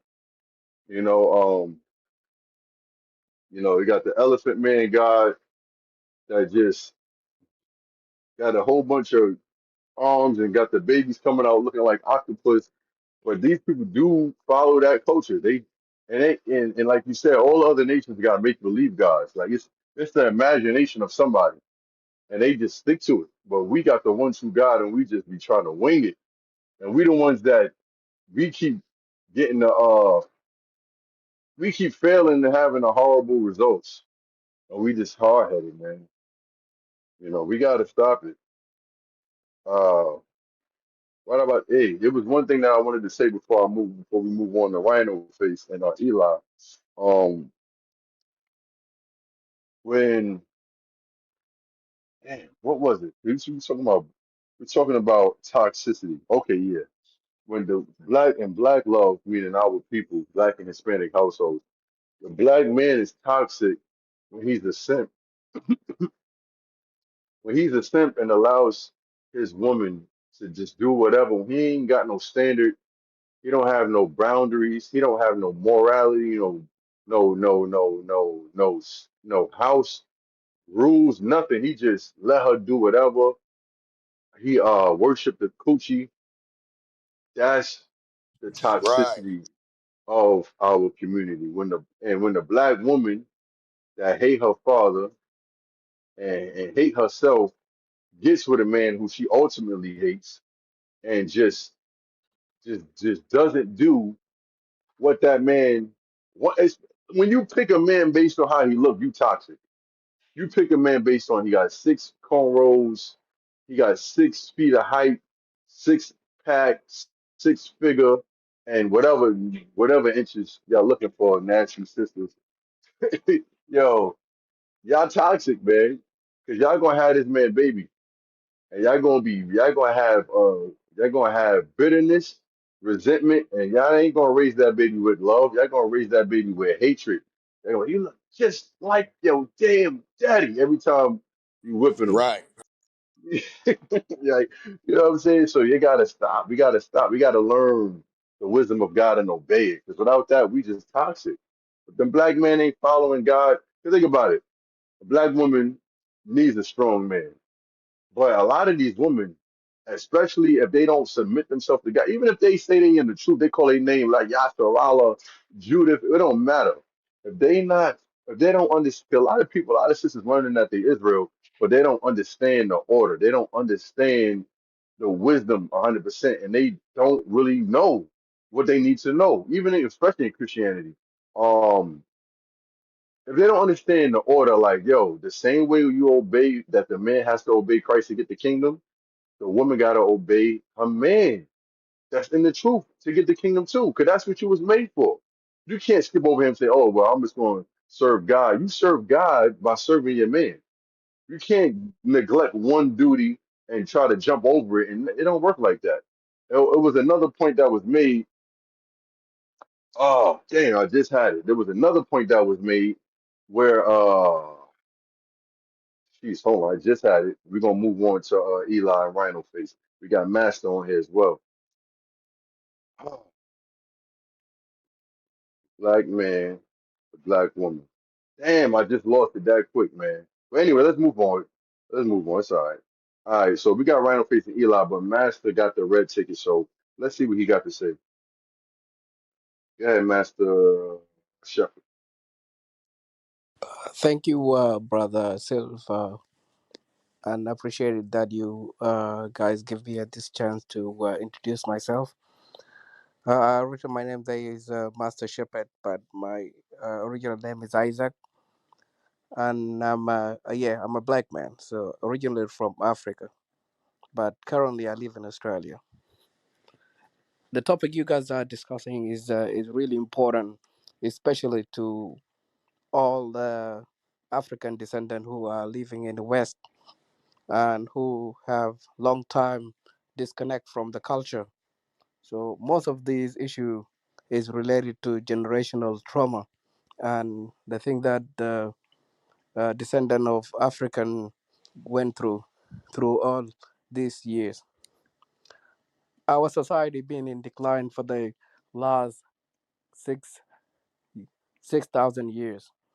So if you're talking about the religion where we're talking about Jesus and what happened, he's actually, if you read the book clearly, you will know that he went through as a revolutionary because his teaching, in a way, you realize in the middle of a fight to the end where he been crucified, and there's no indicator in the book showing that he's a white man. It's just the people who betray, who actually portray, I mean, the story and told us that he's a white, and they give us a picture where we worshiping a picture that we didn't read the book properly. So those are the things that maybe this generation, maybe this year, we could enlighten our people and try to teach the right way of living, because all those teaching, all those religion are based from our ancestors, as we all know. That all those books, all those prophets are black, so they're all from our history and they're all from where we come from. So in order for us to purify the knowledge, and in order for us to come back to our roots, is depend on us trying to find the truth through those books combined. Even Buddhism is a part of our way of life. So if we all combine them, that's when we can find at least a trace to go back to our roots in it. So the thing that we're facing at the moment is the way of living. So we now have the Western or Caucasian style of life as the standard. So we're trying to get closer to that, and it's actually we're getting away from morality to immorality. So that is not advancement; it's actually a demoting of the society. So for us to really get to a point where we know what the masculinity is going back through the roots, going back to our history, or visiting Africa and see, meet the elders, because elders in Africa, they represent the library, or they represent the ancient knowledge. And if you go through that, you will understand they always have respect for their wife and respect for their mothers and sisters. So if we go through all those knowledge, that's when we can um, uh, identify where we divert ourselves from the core knowledge of respect. Because the Western civilization is educating us that to look down on women and for women to fight for their rights. So even now, black women, they start fighting for their right where there is not the actual fight, where some of them really understand the fight is to defend the black man. The fight is to give the black man the position of being in power, not the position of fighting him to gain power from him where he been deprived of power. So the first point of liberation is women. So when women are liberated, the man automatically will be liberated. So now to reverse that, we seen the Hold on, the bro. women. Hold on. Let me just hear something. You said that the first thing we need to do is liberate the woman so that we can be liberated. automatically we'll be liberated. All right, all right, all right. Because What do you mean liberty, liberate them? Liberate them from what? liberated from the Western system, liberated from them to realize the Also, important. liberate them from the system that tells them that they're over us and that they don't need us and that they and the Yes, system that gives them more opportunity, the system that sets them up above us is what we need to liberate them from. and more. Because, for example, to get out of that Western ideology, Western You got to style understand of what I'm living, trying to. You got to understand what I'm trying to say. The black woman that you say needs to be liberated. So if you say that, we are liberating them. That's why the women in here, they are here because they've been liberated or they've been rescued from this system that lies to them and tell them that their position is to be over their man. That is against God. But there's many, about majority of the black women in America and in Africa. So we go to Africa. We got schools in Africa that want to believe what they're being told, that they are better than the man, they are above the man, they are more valuable than the man. The man was created to serve them and do what they say when it's actually opposite. Can we read the Bible? First Corinthians 11. You believe in the Bible, Shepherd? I read the book. Yes, Do you I believe in don't it? believe because belief is to accept something without evidence and without analyzing the effect. Do you I don't know it to believe in be it, but I true? understand. All right, so you don't Okay, understand the Bible. a woman they're still wearing wigs, they still bleach, they still wear They do high that in heels. Africa. They're They still do that in following Africa. the Western. Pardon? Yeah, yeah, they do that in Africa. They do. They wear wigs in Africa, blonde hair. They hate their hair. They bleach their skin. They hate their skin because they don't know the Bible.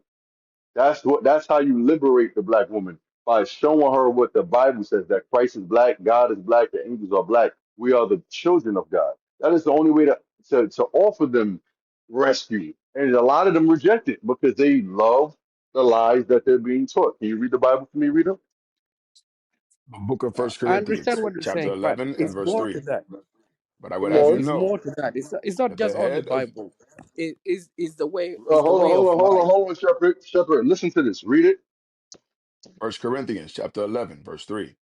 But I would have you know that the head of every man is Christ, and the head So of the head of every man, the leader, the instructor, the master shepherd of every man is the Son of God, Jesus Christ, the Black Messiah. He gave us instructions to follow. We must follow it. Read. and the head of the woman is the man. And that's the way God set it up. And who's the master shepherd? Who's the master of the woman? That's why we're called Mister or Sir, which means master. That's the man, the black man who they were made from and for by God. Read. And the head of Christ is God. And even Christ, the Son of God, he answers to his Father, which is the Heavenly Father God. Okay? Go down to verse 7, Verse where it 7. says who the man was made. Yeah, give me that. The man was made in the image.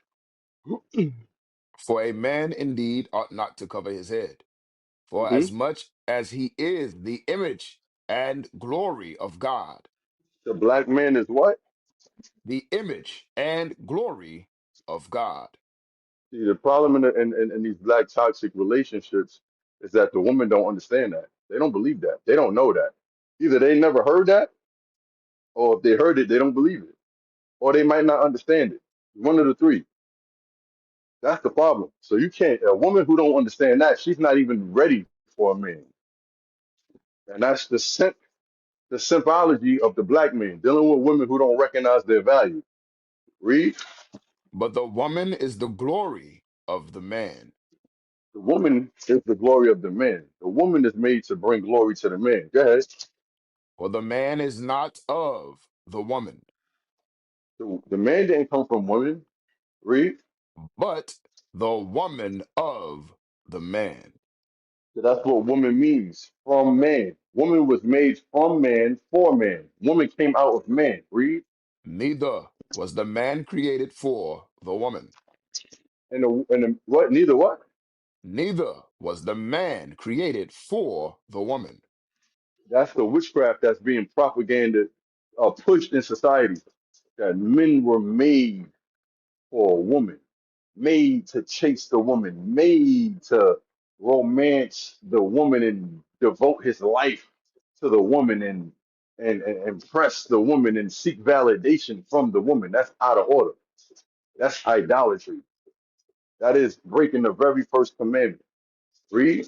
But the woman for the man. And that's why the women are out of order because they don't give a damn about what the man say. They care about what women say more than what men say. Women like women more than they like men. Even women that's married. Women focus more on each other than they do their own husbands. And that's a shame. That's sad. That's horrible. That's why the society is the way it is. They all got weave. They trying to outdo each other. Who got the longest raccoon hair on their head? Who got the longer fingernails where they can't even wipe their butt right, clean themselves properly? Who bleaching their, who got the most Botox in their butt or whatever it is, plastic? Who got the biggest BBL? Who got the biggest fake breasts? Who got the biggest lip injections? Who they all fighting for the same man, like TJ was saying. They all want the same kind of man. If you left it up to the woman would have her own thought. Like, nah, I don't really like that kind of guy. I would think I would like a man this way. But now that she like because she values the woman's opinion more than she do her father, she just want the same man that the other woman that she look up to want. I think that's a form of LGBT, man. All right, y'all women got to check y'all spirit, man. If y'all catch yourself valuing the thoughts and the inspirations of another woman more than your man, you gotta understand that's a branch of LGBT. I'm just letting you know for real, because I don't know about that. That's kind of weird. Read that again. Read that last part again. For this cause ought, excuse me, neither was the man created for the woman, but the woman for the man. The woman was made for the man. So if you're made for the man's benefit, you should be focused on. I think somebody said that. Tell me if y'all seen this. It was actually that dyke woman that be arguing all the time. She just did a debate with Candace Owens. She said black women don't really like black men because if they like black men, they would listen more to black men. They don't listen to black men. They don't listen, but they like each other. They listen to each other more. Because when black men like a woman, he pursues her. He listens to her. He try to get her to like him. Black women, yo, y'all gotta check y'all spirit. It's a spiritual Sodom and Gomorrah. It's different realms of Sodom. It's different realms of everybody in Sodom and Gomorrah wasn't just men looking for men. It was women looking for women. Just like you got effeminate men that might not be doing the physical act of sodomy. You got you got masculine or whatever off balance women that be just infatuated with other women more than they are with their own men. It's kind of weird. Correct me if I'm wrong, but it's off, strange. But anyway, yeah, you was off, Shepard. That was not good. Yeah, that wasn't good, Black Shepherd, because you're kind of saying that black women need to No, be perverse. I'm actually what I'm trying to preach here. What I'm trying to elaborate is our understanding of a history. Is not only in the Bible because the verses that you mentioned is written by Paul, so that's not ancient.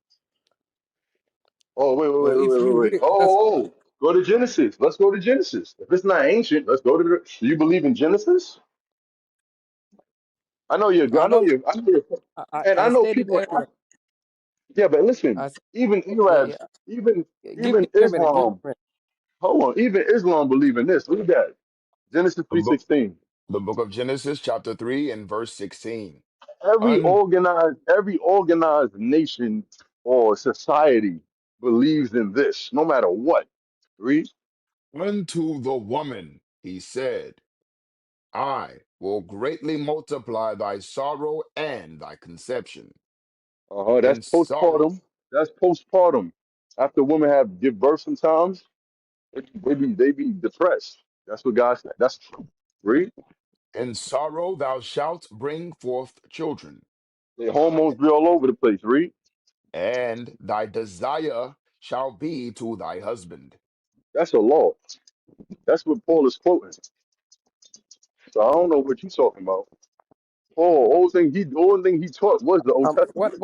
What I was talking about is when it stated that women come from men and men doesn't come from women. It's Read only, Genesis 2. it's only Read Genesis 2. Hold on. No. Genesis 2. let me He got complete it my from sentence. Genesis. No, Let me you complete but my you're not make but listen. you're not making sense. I'm gonna let you finish, but just listen to what the Bible said. Read it. The Where do book of women come Genesis, from? Where did the very first, the mother of all women come from? Read. Genesis chapter 2 and verse 21. And the Lord God caused a deep sleep to fall upon Adam, and he slept. And he took one of his ribs and closed up the flesh instead thereof. hmm And the rib which the Lord God had taken from man made he a woman And and you know brought why this is her not hard to believe? And what he did, and brought her unto the man. because she was only made for him. She was made to receive instructions from him. That's why when she was made, she was brought to him. She wasn't just left to wander around and do what she wanted to do. It wasn't, that's not what the woman's life is for. She's born to be raised by her parents and to be given to her husband so that she can receive the instructions on how to build the next generation with her husband. But anyway, this is not hard to believe because you have medical practices going on now where they're taking the genes or DNA of one living organism and they're cloning it. So you can say this is the first uh, you can say that the medical industry is trying to replicate what was done here because that's what they do.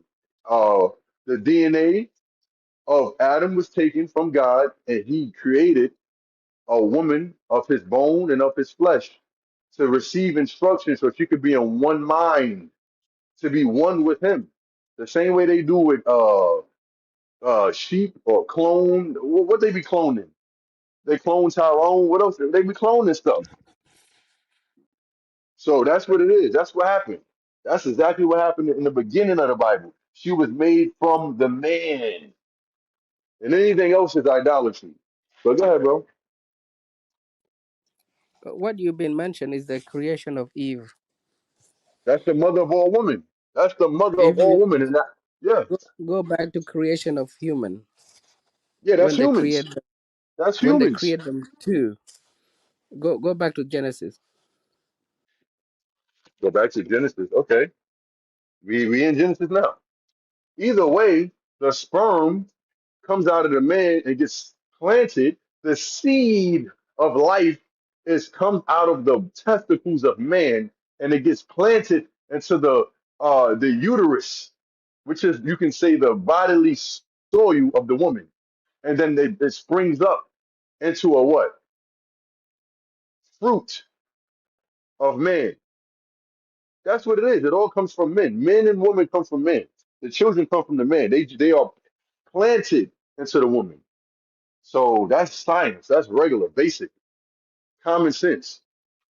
So either way, you've been indoctrinated to think that the woman is superior, and that's why the black man walks around with this inferiority complex, where you let your woman slap you up and then dap you up. You understand? Because you out of order. You don't know what to believe in. I'm, A lot of support. Mhm. I'm not supporting the superiority system now. It's not about a woman Yes, superior to you man. are. You said that the black woman Wait, need to be wait, wait. liberated. Let me complete. If you don't allow me to finish my Yeah, finish. sentence, you Yeah, won't understand what I'm saying go ahead, completely. go ahead. Go ahead. Which is yeah. So there's no superiority. There's only two different systems. Men are different than men. You can't compare two different things in one scale. So they're two different. Men are created to be leaders. Women are created So then, to fulfill the leadership goals. So they're two different systems. So a So who's man, superior? so women, that's what, So who's superior? pardon? So who's superior then?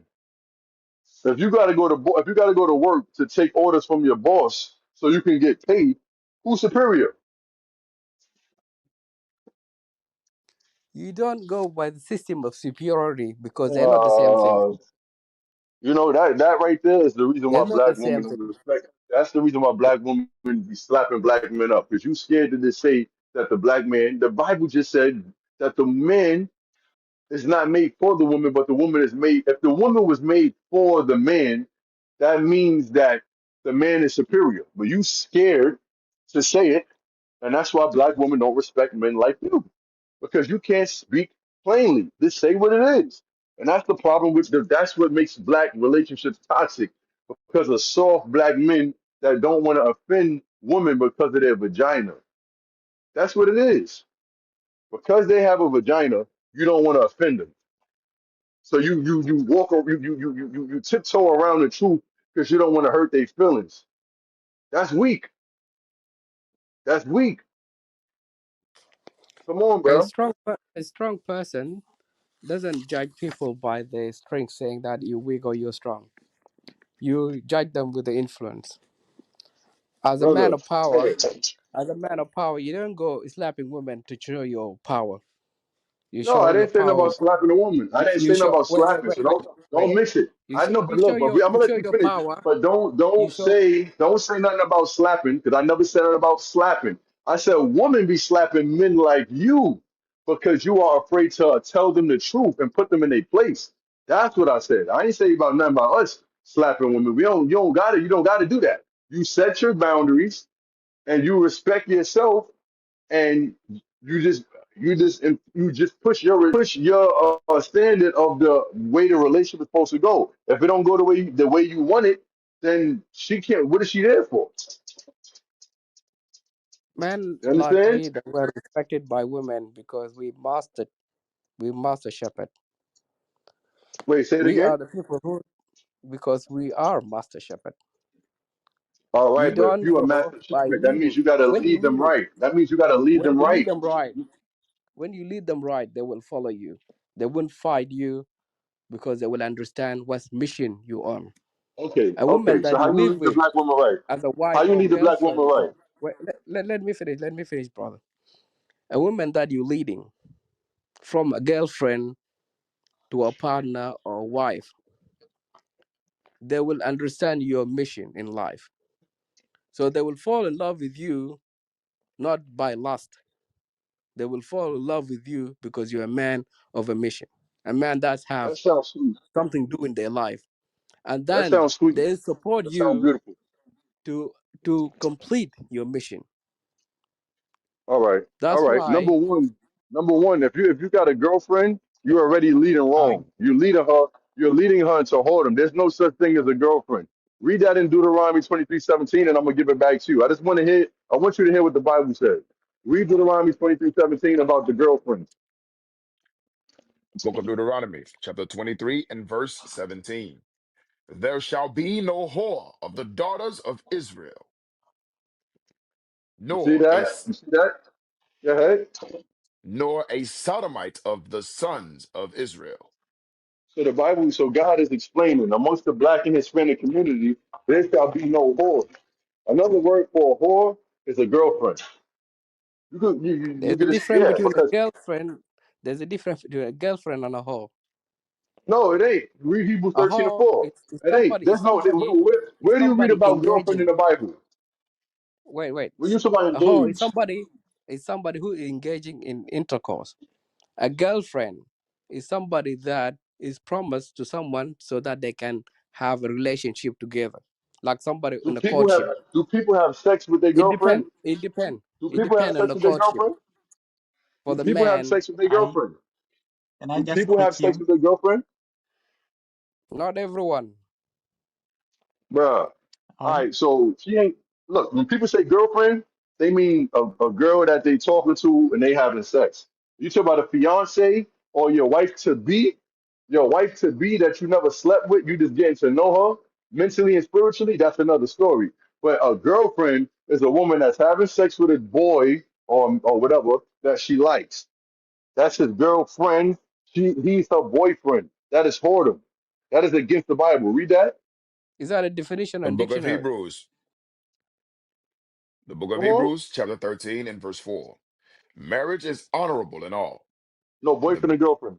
marriage is honorable in all, Come on. and the bed undefiled.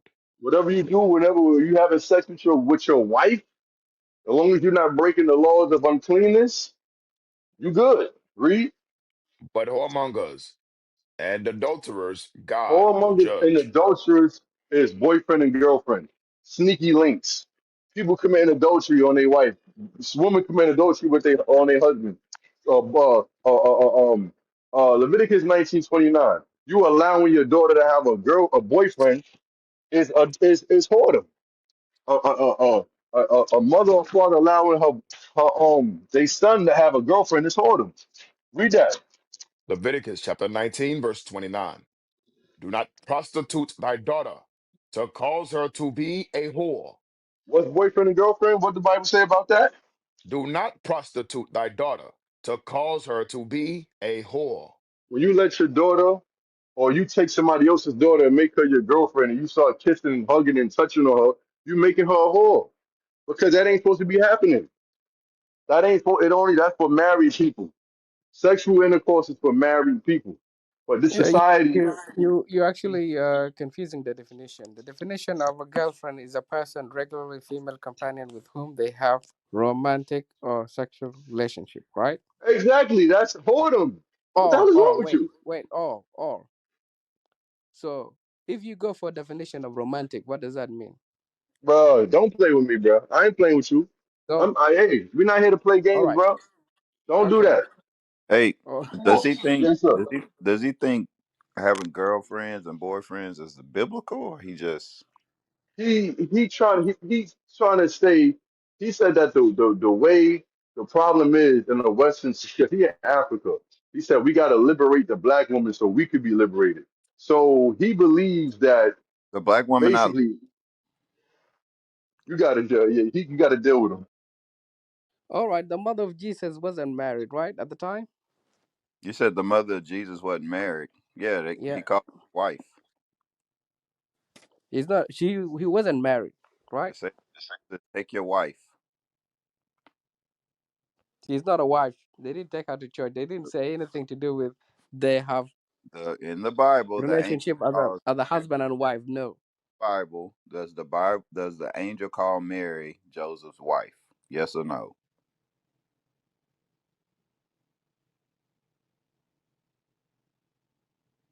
it's a fiance. She's not a wife.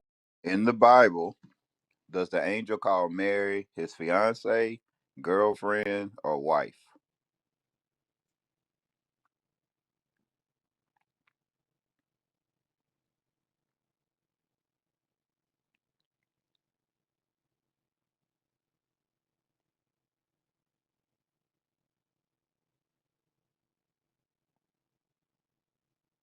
I'm not an expert in the Bible, so let me know which page are we looking at. You definitely not if you say what page.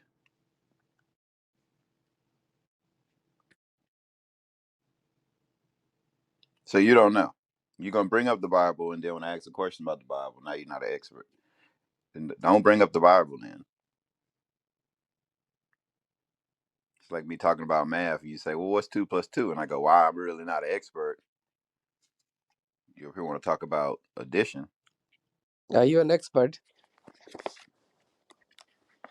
so you brought up the Bible, but you don't know what the Bible says. So you probably should stop talking about No, it. I'm not the one who brought it up. So You if brought you go back to you the you discussion, I'm not brought, the one who brought it up. you just brought up I Joseph and just Mary. asked the question, so Okay, try to make a definition here to the answer is people that to understand what's the you difference didn't between the answer the two. question. Like you should not be You made a statement. imposing yourself over women, saying that because you have a power or you powerful than a woman. That's not a good way of advancing a society. Okay. So what's the good way to advance a society? Who has the most advanced society right now? There's no advanced society. So there's no advanced society. Yeah. at the moment. Okay. There's a society that impose themselves at advance. So nobody is advanced. Yeah, Okay. Me and you are talking um, over a square or rectangular device, but nobody's is advanced. I don't even know you, and we're able to put pictures on this device, and we can communicate with each other. It's probably around like 600, 700 people on here right now, just on this one page.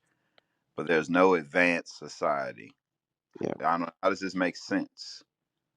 You're Because we're probably on going the other backward. side of you're We're probably going on the other actually side back. of the The earth. society is going backward. You're on the other So side we're of the trying earth, to get it. probably. We're trying Me to and get you to will eliminate communicate our with each people other, so that they can but go back nobody to is track to we're go not forward. nobody is advanced right now. Yes, we're not You advancing. can We're you going can I backward. can give you a sequence of numbers, and then you could send me a picture of whatever you're looking at. But nobody is. There's no such thing as an advanced society. Wow,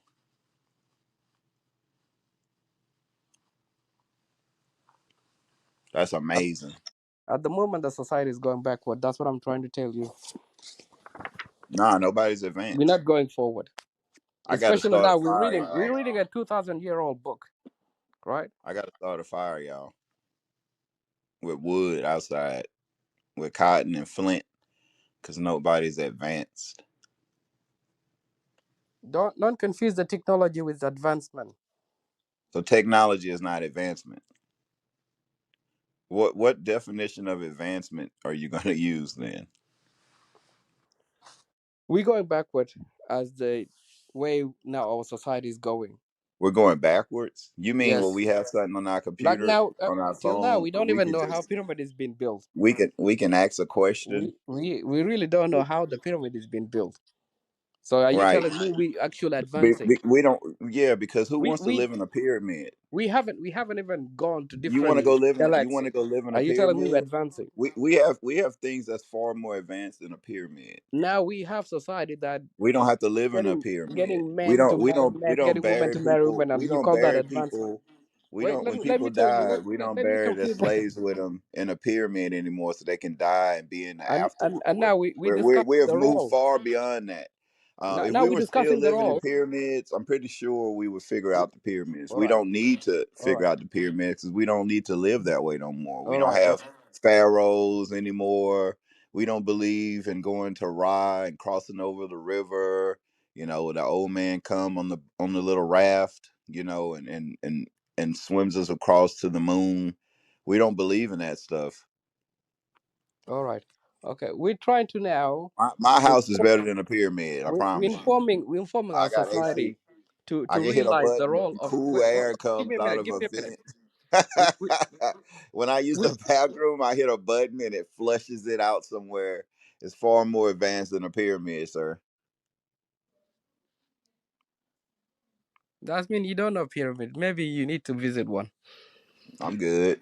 For So people can for try and our scam me out of buying a hat or something like that. I'm straight. for our understanding at the moment, we're trying to inform our male brothers and our female sisters to come back to understanding of their role. Why? Because the society is going backward. Well, We what's the still role now of a trying to woman? What's the inform role of people. a man and what's the role of a woman then?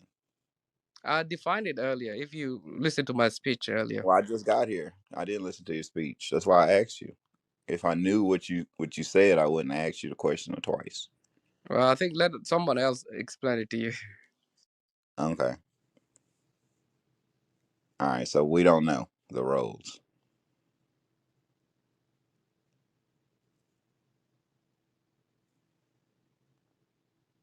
Thank you, Master Splinter. Would that be a point of doing that? Maybe you need to learn to have wisdom. What is wisdom?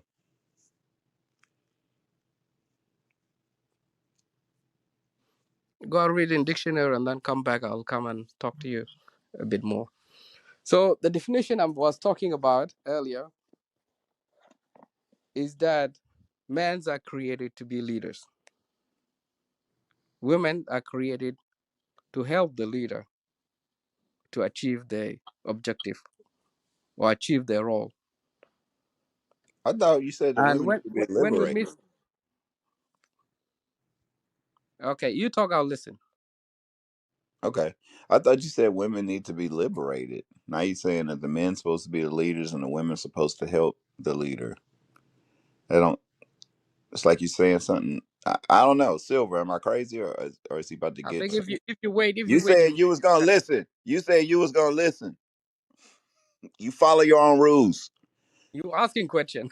I wasn't. Your name not Silverwolf. Yeah, this dude,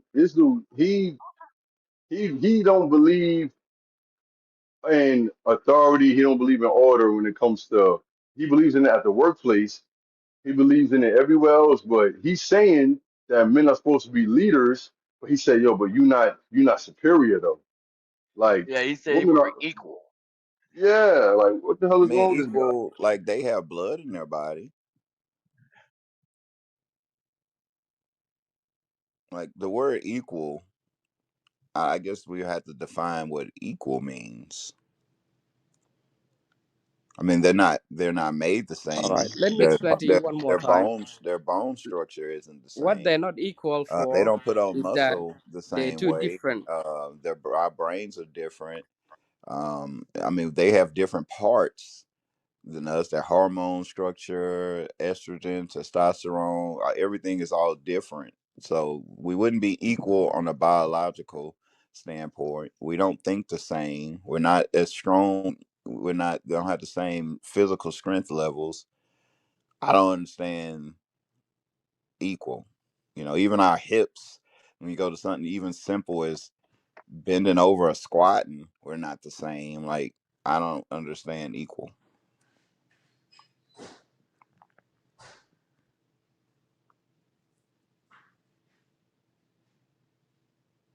He trying to find him a wife on here, y'all. I'm listening to you. I just want I to wasn't listen first, talking to and you. I'll reply I to wasn't you. talking to you. I wasn't To talking to to you. be able to really judge two things as which one is superior, which one is inferior, they need to be from the same material so that you can judge them which one is superior, which one is inferior. Okay, so we're not from the same You can't material. you can't judge a heat with a color. You can say like, okay, the blue color and the red color, and then you compare them with heat. It's two different entities. So Yep, you have to have the same entity. Maybe you can that judge a makes blue a color lot of and a red sense right color there. based on the colorness, On the pink color, but you can't judge two different entities. That's what right? I'm telling you. Nah, Women that makes and men, they're sense. two That makes different. a lot of They're sense. two You're right. different to be judged which one is superior, which one is inferior That between that them. that makes sense. You're right. Okay, Yep, that makes so sense. we can judge two women or we can Yep, judge two men. gotcha. Yes. So the role of a man is to Right. be You're right. a leader Right. in the household, Leader. a Yep. leader in the Yep. community, Yep. or a leader in the Yep. society. Yep. The woman role Yep. would be to help Yep. them That's achieve right. that That's objective. right. That's exactly right. Okay. So for in order Yep. for us That's it. That's it. That's to exactly get a right. woman You're to right. come to that You role, know it. You that's know why it. we need to liberate You're them. right. You got to If liberate we them. come to that point, Yep. Liberate them. Because for right us to now liberate they them, live we in have to cages right now. Y'all need to unlock y'all women out of the cages. Just run.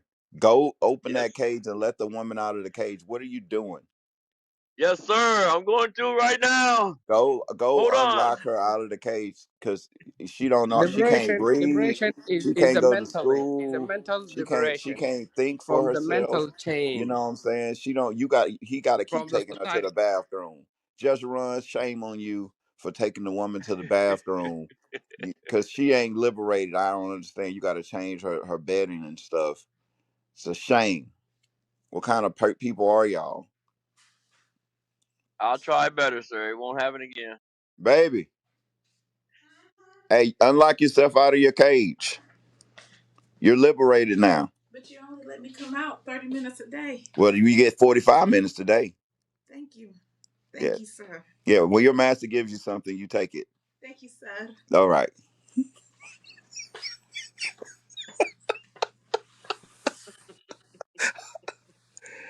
Hey, Master Shepherd, my wife thanks you. You have liberated her. You can go me a sock. So the liberation is a mental is a Yeah, mental liberation. I have Okay. given her a sock. Dobie is free.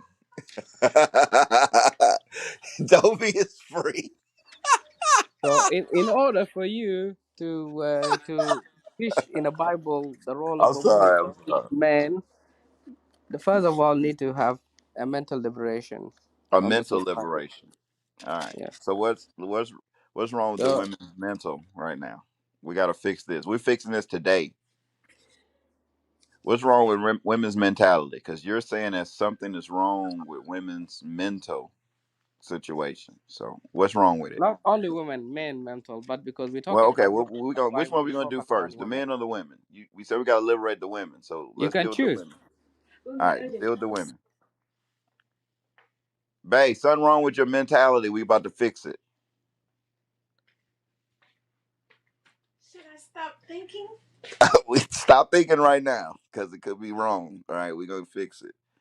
We're gonna fix it. Master Shepherd. Master Shepherd. Okay, I told my wife to stop thinking.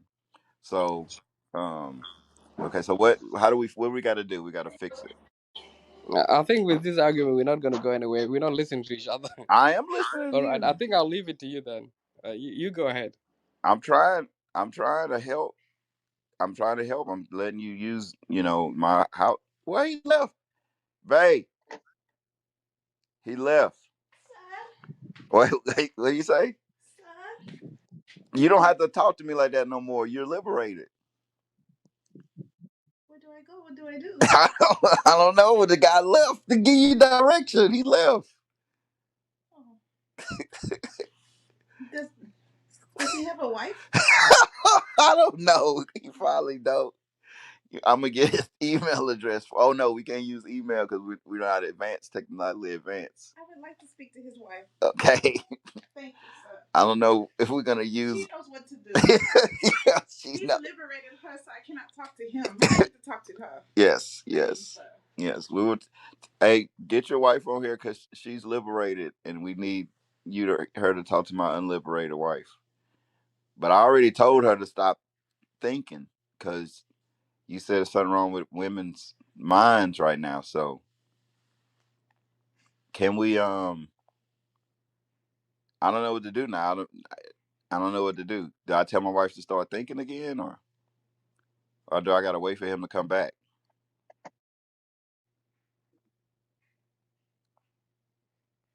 Hello. I think he went off. Hey, Give this him a dude just second to messed come up back my on. whole household. Now everything was working good, and now I told her that she need to be liberated, and told her to stop thinking. And then now I don't know what to do now. Do I go back and tell her to start thinking again? She's gonna think I'm an idiot. Man, that dude retarded. He destroyed my household. He was just a simp. Dobie, Son, give me back my sock. You're a servant again. thank God. Yes, you. I did not know what to do. All right, all right, all right. Do you want any other clothes? Later. All Thank you, sir. right, all right. I had to bring back balance in my household. All right. He made me give Dobie a sock. She thought she was free. Everything's back to normal. Okay. Whew. I didn't know what I was gonna do. I was like, how I was gonna feed myself today.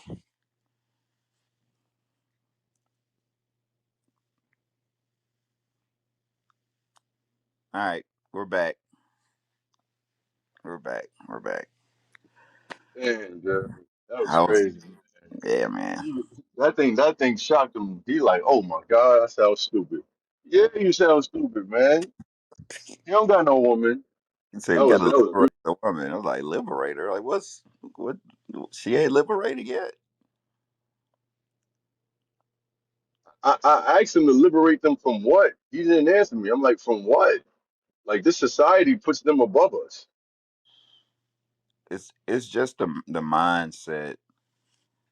Look, I'm telling you, men understand that, like, okay, men are hunters, right? So to hunt an animal, if you wanted to hunt an elephant, well, you can't hunt an elephant with a 22, right? 22 or a 9 millimeter, or you can't do it, right? So certain men were only given certain type of weapons. So in order for them to get the animal that they're trying to get, which would be the woman, if they don't have the right weapon to hunt the woman, they have to figure it out. So some people had, some men have looks, charisma, money, knowledge. Women like knowledge. Some men are leaders, right? And some men are not. So in order for men like that are on the not side to hunt, they have to figure out ways to hunt. So they have to lay traps. One of those traps is feminism, or we would call them simping. So in order for certain men to hunt their prey, they have to lay down traps, right? Like you got some hunters, they about to walk them down. They got the big rifle in hand. They like, yeah, they over there, and they go over there and they shoot the rabbit. Some people can't do that, so they have to lay down like some rabbit food and then put a little rope there, and the rabbit get his leg caught up in the rope, and then bam, I got the rabbit. He's on the latter end of that. Like he has to lay traps.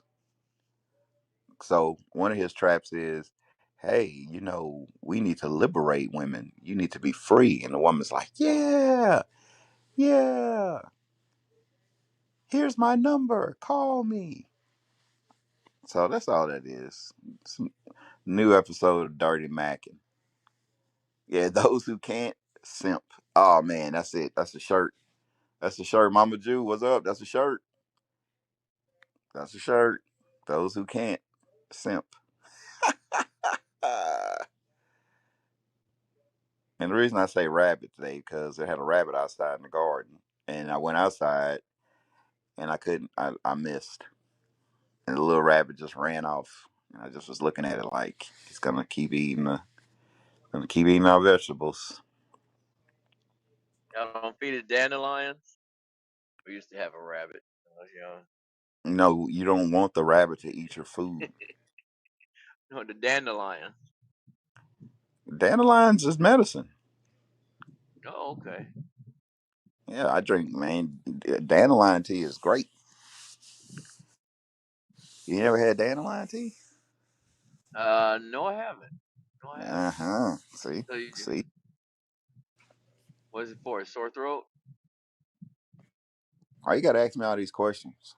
Because I'm I'm about to ask the same interested. thing. I'm like, yo, what's the benefits on that? Me all these questions. Hold on, y'all. Let me go to the technology. Dandelion tea benefits, because I don't even remember anymore. Let's see. Okay, for the digestive system and liver health, it helps I definitely need it. detoxify the liver. It may help relieve mild constipation. That is very true because Yeah, I need it. I need it's it. I'm taking X-Lax. you know all right, TMI. But if you drink dandelion tea, you're gonna be I guess it depends on how sensitive your stomach is. They say it may help regulate blood sugar levels, may improve cholesterol and reduce triglycerides. It's rich in polyphenols and antioxidants that fight oxidative stress. It's good. I'm so glad you brought it up. As soon as you said digestive, I'm sold. but it Now can on. negatively interact with if you're on a diuretic, all right, because Right. it is a natural diuretic. So just watch that. Lithium. I don't know what lithium is that you would take. I think it's some type of hardcore medicine. It is. They give it to those have like they suffer depression or they're having like mental anxiety. I Mm. remember from Lithium. So people lithium that's makes kind you of. happy. I guess so. I just Okay. remember that everybody that was taking lithium, they had like how shall I say? They were bipolar. The only word they were like mental. Yeah, they had some kind of mental issue. Okay. All right. Now let's move on. Well, the rabbit's still alive, y'all. So, but I didn't want to shoot it because it was a baby rabbit. I felt kind of bad,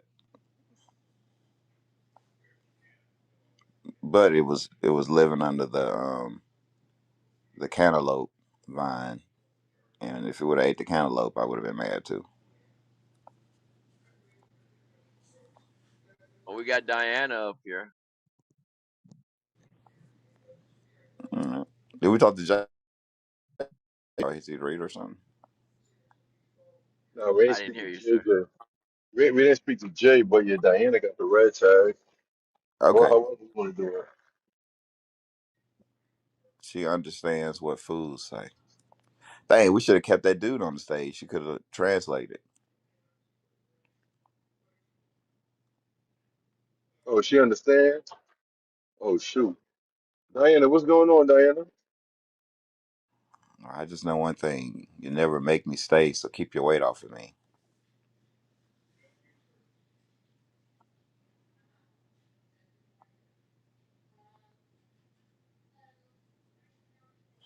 All right. Well, we got up the Fatah Muhammad.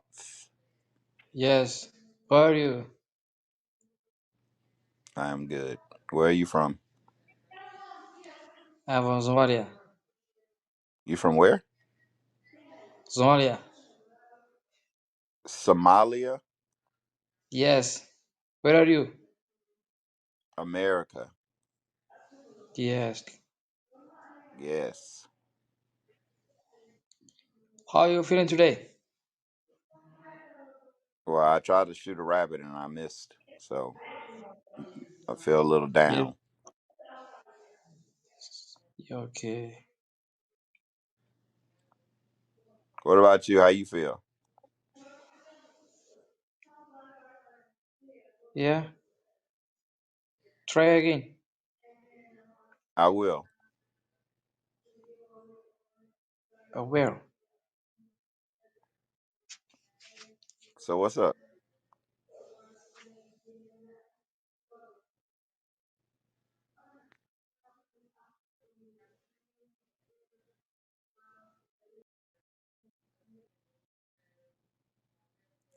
JJ, you can ask a question. Hey, thanks. Oh, Shalom, brothers. I just had two questions. I was reading Second Samuel this morning, like four chapters, and in chapter one, I just had a question about verse 18 when David's mourning and he talks about reading the song in the book of Jasher. And then I also just had another question. I think it was in chapter three of Second Samuel, but when I was wondering why David mourns for Abner, even though he was wicked, and yeah, just like what that means.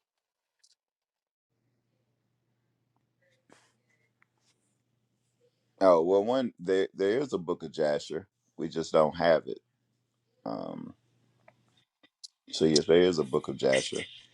And it's Uh, not like the Book of Jasher that like people have you claim they have and read if you today. read it if you read that book of Jasher, you'll see how it. Well, one, when you look into how certain books were put together, But if you read it, you see how it goes against the scriptures. We read Second Esdras. It talks about how certain books were made for everybody, and then certain books wasn't. So what we have, like Christ said in Revelations 2, that's what we're supposed to hold fast to. All right, thank you, brothers. Okay, and then what was your other one? Him Just mourning like for why Ab. David mourned for, yeah, like Abner, and then like the wicked sons of Saul. I mean, because they were Israelites. Oh, all right. Thanks, I appreciate that. Yeah, I mean, even Paul said he want all Israel to be saved. He want everybody to be saved. Um, you know, I mean, let's just say, like, if my brother, right? Hmm. Do I want my brother to not make it into the kingdom? Of Like, course, you yeah, would want him. if you have a kid and your kid's not keeping the commandments, he's wicked and evil. I mean, do you not want him to make it into the kingdom? No, you want him to repent. You want him to keep the laws Yeah. of God. So you may mourn, but ain't nothing you could do about it. Yeah, for sure. All Well, right, yeah. and Thanks. I appreciate that. no problem.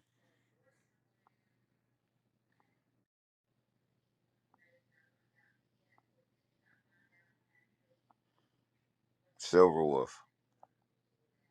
Yes, sir. Most I High hear my Christ. wife. I hear my wife in there thinking. I don't know if I like this. Nah, she liberated, John. Well, wait. So I think she's supposed to be liberated from thinking. Yeah, I'm I couldn't confused. understand what you're talking about. I took my sock back though, so she ain't free no more. Ah, Do you know what I'm talking eh, about with the whole sock thing?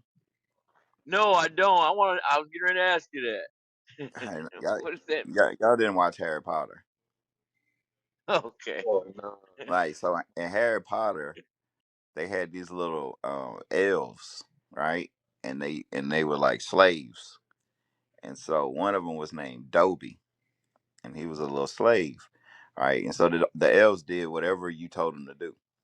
And so the dude from Slytherin house had a slave. His name was Dobie, but Dobie was trying to help Harry Potter at the same time, right? So, but he was a slave to dang, I forgot the dude name. More, I don't know, but he was a slave to him.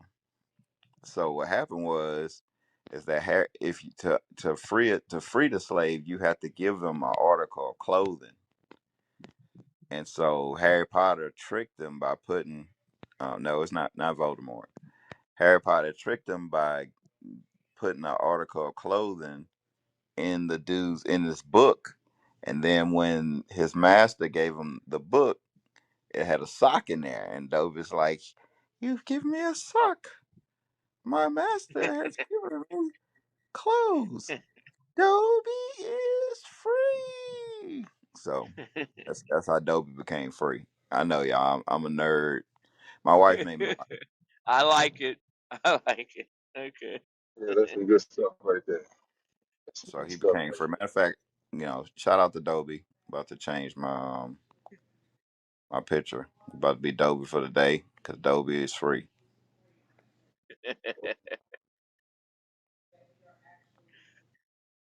All right, now we have understanding. So Well, for you the those one of that didn't us watch that got Harry Potter. socks, No, your master has to give you the sock. okay. Can't, I can't believe you never watched Harry Potter. Rick. What's wrong with you? I saw a few episodes. Episodes? What the hell? there. What the hell, Leonte? There we go. That's Dobie. Oh, oh,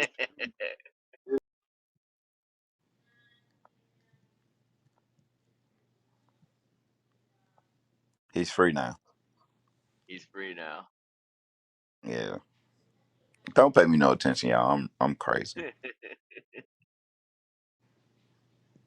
So a Now, who lot is of our next? people think, oh, who's next? Is it Humble? I think JJ just spoke. Got Humble and V.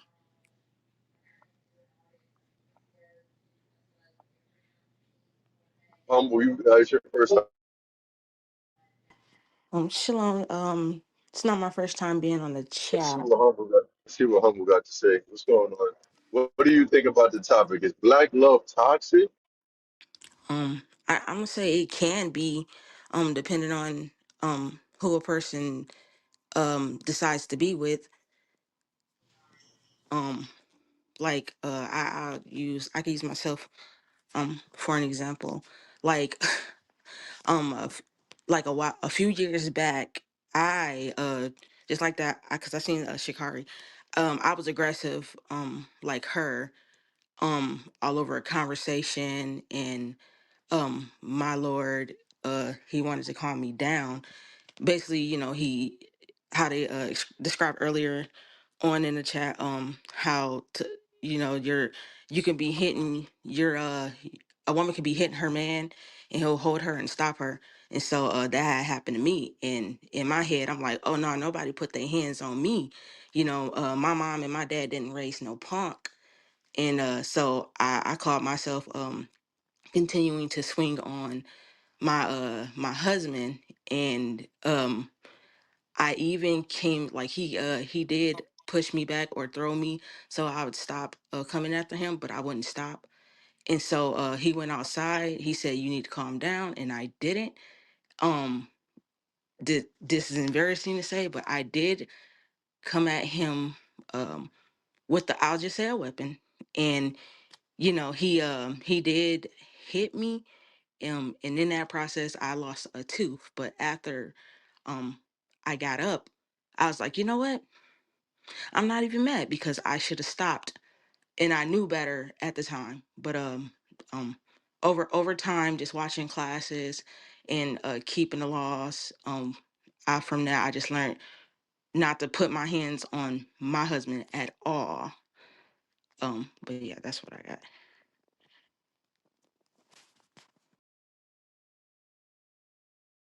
Sir Judge,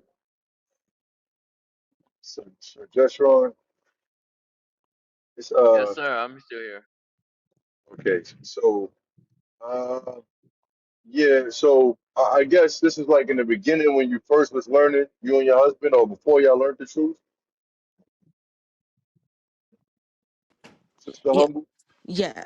Not, it wasn't the beginning. It's just I wasn't congregating at the time, but it Okay. was just, yeah. Yeah. Yeah. You know. All right. I get it. Well, what is the thought process in a woman? Like I would assume that your husband is bigger than you, stronger than you. Yeah, I say he's taller than me and much stronger than me. Um, for me in that process, it's like, hey, nobody's gonna hold me down and tell me to stop and think that they can tell me what to do. Like, I'm my own person, and I run the shots at the time. Okay. So it's basically the indoctrination of America, the delusion of women are in control, and basically trying to usurp authority over the man is what caused that, or what provoked you to operate like that. And you said when the husband, what made you realize that you shouldn't do that anymore? Well, after after it happened, and I basically, got pushed to the ground and I got up. It's, you I always hear, if you want to get in a man's face, like, you know what I'm saying, like you're the big person, and he finally hits you, you can't be surprised like, oh my god, he hit me. Like, you shouldn't have been doing it in the first place. Like, go somewhere and sit down and calm down, because you basically letting that demon take over you. Oh, okay, okay. And then you never try that again. No, now I would never Oh, do that again. okay. Yeah, yeah, yeah. Yeah. Well, did you grow up Can with I your? ask her a question, Silverwolf? Yeah, sure, of course.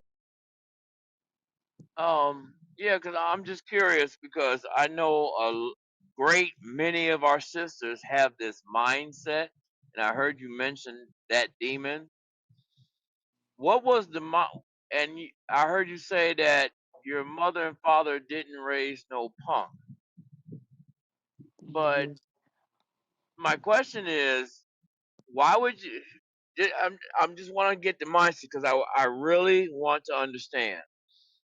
I'm assuming first of all that this was a man that you love, right? Right. Right. So why?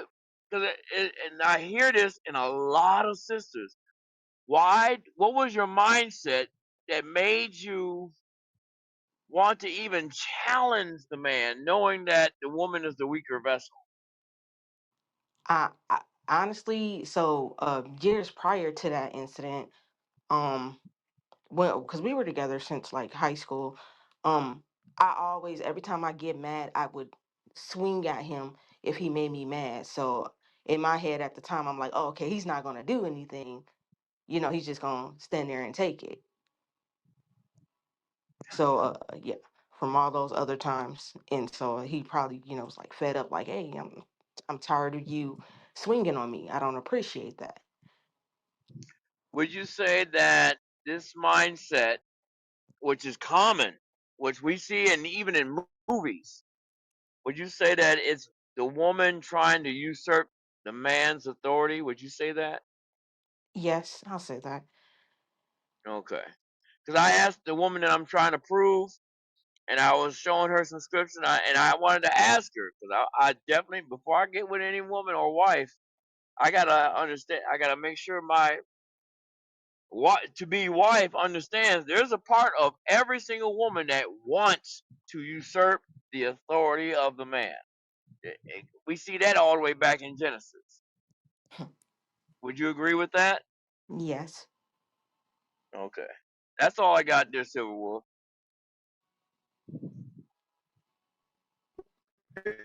Yes, yes, sir. Hey, I wanted to know because I appreciate your honesty, and this is good for the healing of our nation. I wanted to know, did you grow up with your father and mother as a young child? Did you grow up with both parents in the house? No. I lived with my mom for the most part and seen my dad doing like breaks. Okay, okay. Was your well, another question, was he ever did y'all both ever so all right, so you said that was the only time that that happened, and you it basically helps you understand like the actual like that you shouldn't do that, right?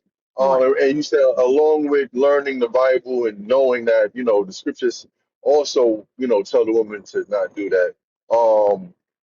Okay, okay, all right. Thank you for your and you learning with us now. Y'all both learning with us. I am. He did go to the school on this passing Sabbath. So Okay, so that's good. So you're applying First Peter 3.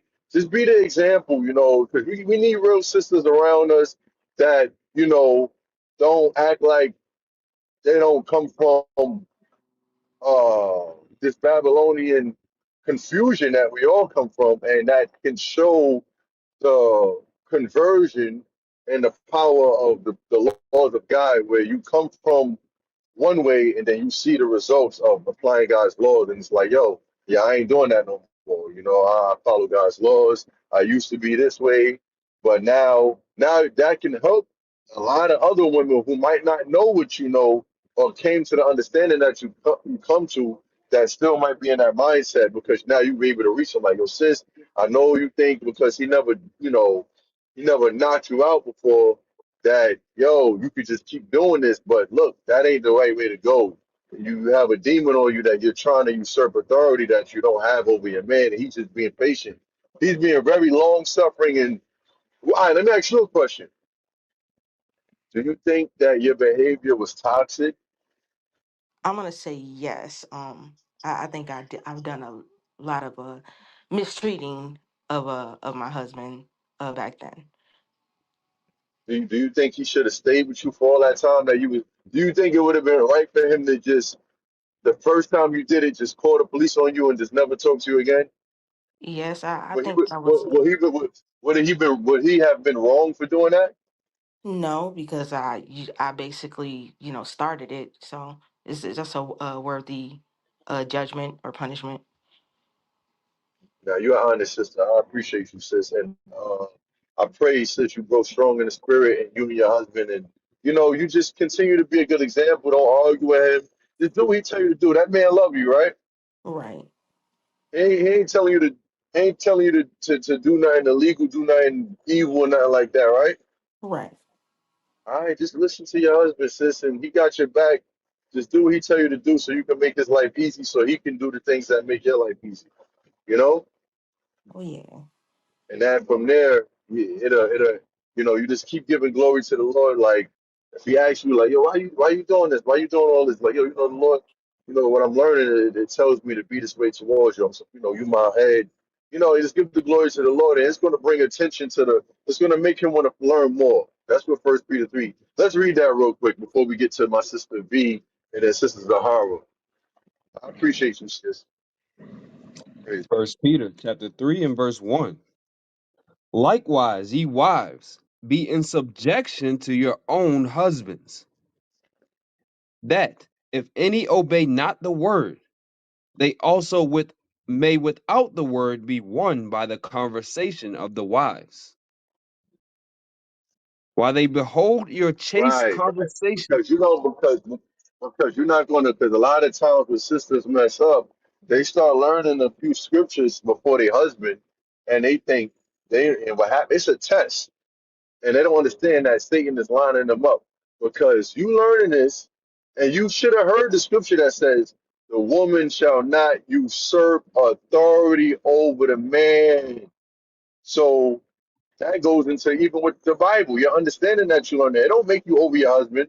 Like now he's your child and you got to get him ready for the Sabbath. You got to make him do what the Bible. It don't go that way. You apply scripture and you stay in your order.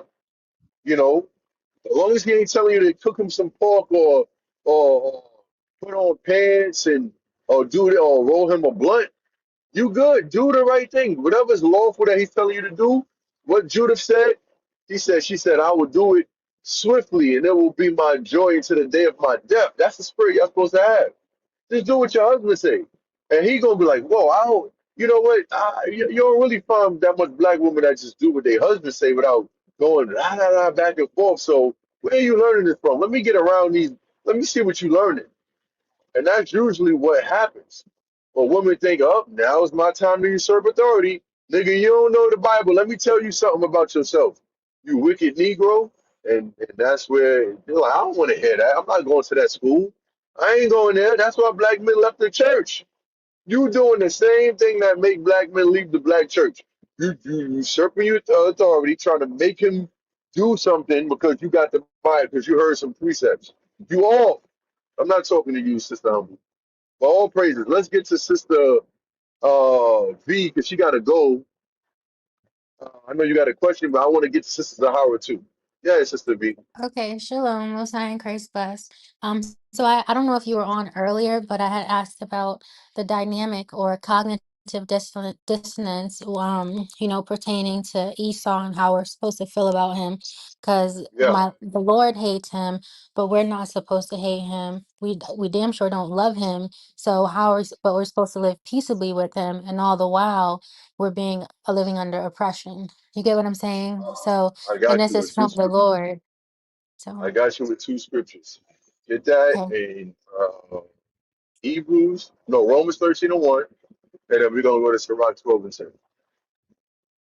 okay. Thank you. Romans chapter 13, verse 1. Let every soul be subject unto the higher powers, for there is no power but of God. The powers that be are ordained of God. So how are we supposed to operate? I understand a lot of people, we see the slave movies, we see the racism, we experience it, all right? And hate is in our genetic makeup. We got love, we got hate, we got joy, we got sadness, we got all these things. The scripture says, don't abhor a Edomite. Let's look up the word abhor. Can we do that?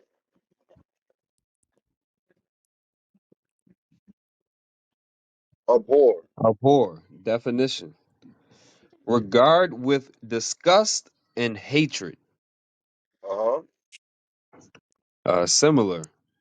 detest, hate, loathe, despise, abominate, execrate, regard Right, with disgust. Disgust. Sorry. right, right. So that's what it is, right?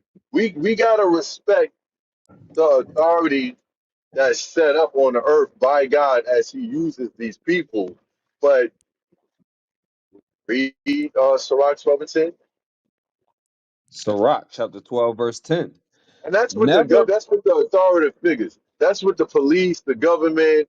If you got a job, you obviously you get your check from them. You went to the job interview. They didn't kidnap you and make you work. You went there to get a job from them. So do your job. Don't be in Right. there bugging out. You went there to ask for the job. They gave you the job, and now you acting like you got an attitude. Just do the job and just use wisdom, right? But also remember this: read Sirach chapter 12, verse 10. Never trust thine enemy. what the Bible said. Never trust thine enemy. Even though you are not supposed to hate them, meaning display hatred in your action, and also don't be meditating on, oh, I just hate them so much, because that ain't gonna do nothing for you. You should focus your energy on using wisdom around them. When you're around them, you just do your job and get up out of there. Don't be trying to go out for cocktails, right? Don't be going on camping trips or going out to the wilderness with them. That's what black people be doing. Ended up lynched, ended up missing. Oh, I don't know where Shakrisha went. There'll be a whole group of Edomites. You're the only black one there, and then you the one that end up missing or drowned to death mysteriously. And they like, oh, she just fell. Oh, we don't know shit. We don't know what happened. And that's what, because what the Bible said, Never trust thine enemy. that's what the For Bible said. Don't trust them. Follow the laws of the land, and just use wisdom. This, you got to work. Go work. Play the game, use wisdom. Like, hey, good morning, Tom. Good morning, Beth. How you doing? Everything good? How the family? You don't give a damn how their family is, but you just here to show whatever. You just use wisdom. All right. They do the same thing with you, so do it and just get your job done. Do your work and keep it moving. That's all it is. You ain't got to be meditating on them because, like you said, God set it up this way. But it's going to be things that happen that's going to make you have that feeling. Like, for instance, when they give you a raise, you're going to be like, oh, shit, all praise to the Most High. Oh, pardon me. You're going to be like, all praise to the Most High. You know what I'm saying? Damn, God Right. gave me a raise. But the Lord made him do that. But then when you see stuff on the news where they kick in the door or one of your sisters call the police because she's scared and the police end up shooting her in her own house, you're going to be having a feeling of hatred in your spirit. Like, yo, that's messed up. What the hell is going on? But the Lord is behind that too. So that's all it is. It's Hmm. natural. You're going to have different emotions, but just remember that the Lord is behind it. You know. Okay. Yep. And All right. All praise. I have another question, if I may, about Yep. what the sister said. Well, what the question that you asked the sister, if like I've never, well, I did hit my ex-husband back because he smacked me in my face because he made an assumption. He thought I was talking to a man, but I wasn't, and so I smacked him back. Um, But, I mean, yeah, he was always that's the only time that I ever hit him, but he was abusive. But I was saying, you asked her if if the woman is aggressor and a man and she hit the man, if he never spoke to her again and just left her, would that be okay? And to my knowledge, I thought that the only reason a man is supposed to put a woman away is if she commits adultery or fornication. Like, for him to never talk to her again, and if she has an anger problem and stuff and not forgive her, that's okay? Well, the man can't get remarried, but if the man decides to separate from her, if he want to separate, he separates from her. Like, yo, this woman is, yo, she crossed boundaries that I'm not at. No, she just crossed boundaries. And Yeah, never if talk he to her decides. again though? I'm saying he could talk to her again, but the woman got to show Oh, repentance, right? I'm right, just saying, right. like, because a lot of the times, most of the times when women do stuff like that, that's not really in the body. Sometimes there's different stages of understanding that women have in the congregation where they don't know how to discipline their emotions and they might Mm-hmm. do stuff like that. But I asked her because I'm like, yo, if you love your husband and you respect him, you understand, like, think about it. You got a child or a son. You're not raising him to deal with a woman that does that. But I wanted to be extreme because I'm just saying, in the world, nobody says, yo, the man's supposed to knock the woman out if she does that to show her who's boss. Some people might say that, right? But Right. what about just, yo, pressing charges and leaving her alone? I'm talking about in the world. Mm-hmm. Now, would that be, I'm saying they in the world. Would that be wrong? Because obviously everybody says the man had her back is wrong. What if he But just I get her, yeah, what if he just go to court and just say, you know what, yo, you know what, let the authorities deal with her. She's a thug, she's a hoodlum, a hooligan. I'm let the authorities deal with her, and I'm gonna press what's it called, order of restraint. What's it called? Order of protection. But they look at him mm, like, oh man, that's soft. Damn, what are you doing? But then if the man hit her, God forbid she end up hitting her head the wrong way, because I think she said she lost a tooth, which is unfortunate. You know what I'm saying? But yeah, now, what if she hit her head the wrong way and she dies? The yeah, man is now going to jail for murder. right. You know what I'm saying? So Um, it's just, yeah. I was gonna ask like, but jail is like a whole nother like jungle. You get what I'm saying? And for the offense, I don't know. I guess maybe I'm Well, sympathizing with women women. do it. I don't know. Women do it. But Women get men sent to jail all the time, even when he don't hit her. yeah, Even when he's not the instigator or whatever what it's called. Even when right. he's just trying to defend himself. Woman call the police when she feel like she can't get her way. When I can't scratch the man face the way I want to. You know what? You get me so I'm calling white Jesus. And now you got that man in jail. You got in jail with a felony who never did nothing wrong. No, for real. You got the man in jail with real Mhm. killers and rapists and whatever the hell is going on in there. Yeah, Because you can't get your way physically over that man. You called the police and now he got yeah, arrested. You didn't think about, oh, that's the extreme. Why would you call the police on him? That's what women right. do. So why don't black men give them a taste of their own medicine? That's return even for evil, isn't it? Well, is it evil to let the powers that be deal with the wickedness of the black woman? They aren't the powers that be ordained of God? Yes. Oh, so But they should go to like jail. I don't like, Every to be black honest, woman I that was raised her, every black woman who raised her hand against a black man, you don't understand. There's something. There's a lack. You are a threat to society. You are what if toxic and hazardous. You need to go to jail. okay, so even if like in this situation, but I would never, I don't know, it was, you know how you don't think about something? When I hit him back, I didn't think, I just did it, and I know that we have to have more restraint, but sometimes men have a past where they Oh, do I'm have that not. issue. No, you should have called the police on him. If he I smacked you because did. he thought, Yeah. yeah, all right. Yeah. Yeah, because you should not have to defend yourself from the man that you are with. He's supposed to be Right. protecting you. So if Right. you are in a position where he's, if you're in a position because he's attacking you because of an assumption, like, yo, he's attacking you for any reason. It's Okay. like, yo, like, okay, you need to call the police on him. Now, I'm not Okay. saying you was being physical with him and he's trying to defend himself or withhold or restrain you. Because I'm saying I'm not letting no woman just beat on me. I'm not letting that happen. You know what I'm saying? Yeah. Like, oh, that's not happening. I'm not going to be boxing and squaring up with a woman. You know what I'm saying? But that's just what it is. Like, oh, you talking to a man? Oh yeah, definitely call the police. It don't matter Hey, what, Okay. even if you are hey, talking to a man. Yeah, yeah, Yeah. yeah, King. Silver Wolf. Yes, She, sir. I just came in. Did she just say calling the police is running evil for evil. Okay. Yeah, I'm like, Yeah, yo, Oh, like, okay. yeah, I like, did. So hold on one Just second. So because the this, women do it, you wait, know. hold on one second. Hold on. This is what I'm talking about. This is what I be talking about. Then you get mad when a man lay up there and punch you in your jaw, knock you out.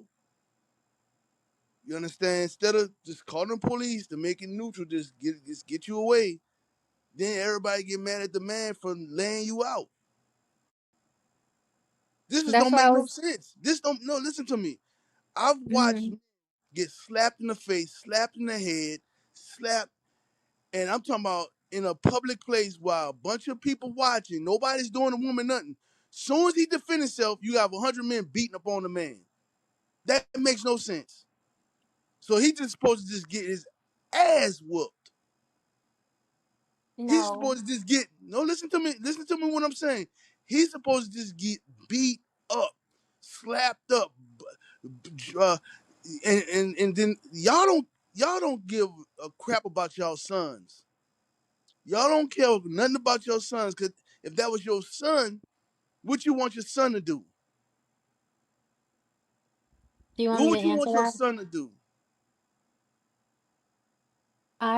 I have a son, and Bishop Nathaniel So has he said could this. I get don't know slapped. why. So he could No, get I don't slapped know. in the face. No, I don't know why men marry or get with women that are bigger than them, because that's the honest truth is they can't overpower you if Listen you're to what not I'm strong. Now, saying. some skinny guys are strong. Listen, Um, listen to what I'm saying. Let's not talk. Let's just take that out of the equation. You should not okay, put your hands on nobody. Period. That's right. this, did you read that scripture? No striker. no, sir, I've no, heard sir. it. Yes, we're not supposed to put our hands on anybody for Can any we get reason. we got a reader? Yes, sir. Listen, this is a commandment. Like this is why we need the scriptures. Like, do not put your hands on no one. A man not supposed to touch a woman at all. We are strong. Even a smaller man, is stronger than a woman. You know, yeah, smaller man. Now you got some real small guys. I understand what you're saying, but don't put your hands on nobody. Hmm. 90% of the times, 90% of the times, a man is stronger than a woman. 90% of the time, I want to say 95. You know, leave men alone. For as when you don't put your hands on no man. Because soon as he reacts, he can hurt you. He can hurt you. Then y'all. Sometimes some women know that a man won't hit you. Like what you was saying, Silver Wolf. You was like, I'm not gonna hit a woman, and they know they got men that some women know that they got men out there won't hit them, so they in their face, Byron, that crap right there. You understand that right there? And they take advantage of it. They slap them, they hit them. Yeah, I don't think that's As right. soon as he reacts, it's a problem. Do not touch no one. No one should be hitting no one. And Can I answer? it seemed like we can't talk our way out of the situation, you know. And it's this system. It's this system that the white man created for a woman, think she could just hit a man. It's this system, you know.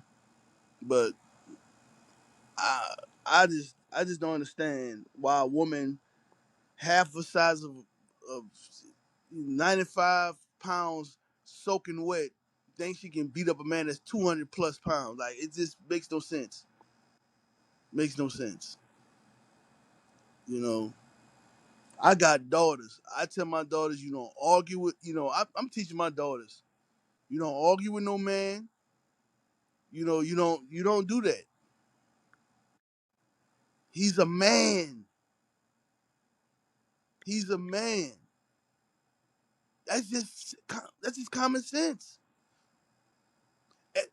Do y'all know every man don't have? I want y'all to understand. Do y'all know every man don't have common sense? You hit the wrong dude, he goes crazy. A woman. I just seen a woman antagonize a man with a gun, and he started shooting at them. I think he hit one of them.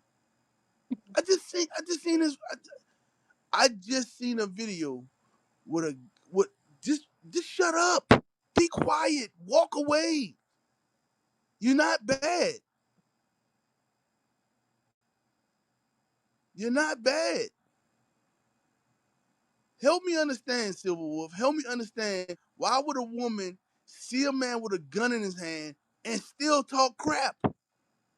Make that this how that make She sense? said it. She said it earlier. She said the sister that was on earlier said she did not respect the authority of a man until she had to experience it. I'm like, damn. She had her But tooth knocked out. yeah, yeah, and I think a lot of that comes from women not getting that discipline from their father. Remember, that's what the Lord said. If the father would have spit in his daughter's face, she would learn how to stay in her place and respect men. But a lot of the times, these women come from a household of weak men or no men at all. So when they encounter you, they look at you like, nigga, bow down and worship me. I'm gonna smack you up. I don't care you got that gun in your hand. You ain't gonna do nothing. Them bullets don't hurt. Your bullets don't hurt. You a man. I'm a woman. No, that's what it Bruh, is. even men, Silver Wolf, even men, when it like I'm talking about men. I'm not, like I said, I'm 46, y'all. I remember at a time like men had a conscience where they know another man he can hurt me, and they'll talk their way out of the situation. Like when you get to a certain age, you start using comments. You start thinking. You start using your brain. Like when you were a kid, we always fought. When we was kids, we fought. That's what we did. We didn't really shoot no guns like that. We had fights when we was kids. But when we got older, shoot, man, look, we know like that we can hurt some. Like you can hurt somebody. You can kill somebody with your fist. And you got a woman that weighs nothing. That weighs nothing. You can literally throw her across the room and she's in your face, pointing her finger in your eye. You know, Hey, King. yeah. Hey, Kevin Samuel said it beautifully. He said, amongst men, there is always a low level threat of violence. That's why men understand, no matter what circle they come from, they understand there's only a certain way to talk to other men. But women, they don't understand that. Hey, Yeah, they never you know felt what? that. Mhm. Hey, Silver Wolf, real quick, I'll let you. Let me just say this, bro, because this thing is. I never had that problem. I never had that problem, but this thing here, like, because I got daughters, and this thing will piss me off about, especially men. This what angers me with men. Men will get mad at, and look, I'm mad at a man who touch a woman, who put his hand on a woman. You're not supposed to do that, right? But that's not the issue. Is you can't, like, you got nuts out there. Y'all realize it's men that's nuts. They crazy. They're cuckoo. Right, You see what I'm right. saying? Like you cannot. And King, it's getting worse. It's getting Yes, worse by the day. you talk to like women. That's what I'm saying. Like women, walk away. Do not entice. Don't antagonize a man because he has more power than you. Listen. Okay, you got it. Man can't argue. He can't beat you in no argument. You have the argument. Okay, but you cannot beat his butt. You cannot win. You got the mouth. You know what I'm saying, of the South. You know what I'm saying. You got that. It's all on you. You win that. Nobody can beat you in a talking match. You know, that's on you. All right, cool. Walk away. Shut up. Why you can't shut up? You know what I'm saying? Like the the reason why I'm speaking to the women, and I want you to understand, you're not gonna have. I'm gonna put a video in the chat where I seen this man beat this woman up in the elevator because they had no men to help her. That's my whole point. No man was there to help her. The only reason why we know the dude because the cameras in the elevator. He broke her face, y'all. He broke her face. Like in he shattered her face. He shattered her face. No man was there to help her. If she would have just been quiet, or if she would have just, you know, not put herself in a situation, you know, because the dude was freaking a nut. He was a damn dingbat. I guess she cheated on him. You know, she put herself in a bad situation. And a lot of you women put yourselves in a bad situation and you get mad at us because we trying to tell you to be quiet. To be who you talking to? I'm telling you to be quiet to save your freaking life. Use your grace. You know y'all can y'all some power. Y'all don't know how powerful y'all are. It's just sometimes y'all just so stupid, man. You don't know how powerful you are. You just use you're too smart for your own damn good. That's what it is. You're too smart for you. Hey, you know what it is, Silver Wolf? They get with these dumb men, and you know these dumb men, and they overpower these men with their wits, because you got dumb men, and then the man find out that he was tricked, and then he beat the crap out of you. I don't know, man. That's what it is. They get with sex. They get with men and they feel like they can dominate psychologically. But you forget that the man is strong. Remember the Willie Lynch letter. The Willie Lynch letter is let the men be mentally weak and physically strong. So that's what they look for. Most women look for men that got the outward appearance, but if he's strong minded, they don't want to deal with a lot. I'm not saying every woman, but these women that got these psychological daddy issue type of issues, they don't look for those type of men that's going to put them in and that requires them to operate within their role as a woman. And, you know what I'm saying? They look for the men who let them do what they want, let them get away with crossing boundaries and do whatever the hell they want, so that they can be. I want to control this big buck right here. I tell him when to sit down, when to stand up. I talk to him any kind of way I want. I put my finger in his face.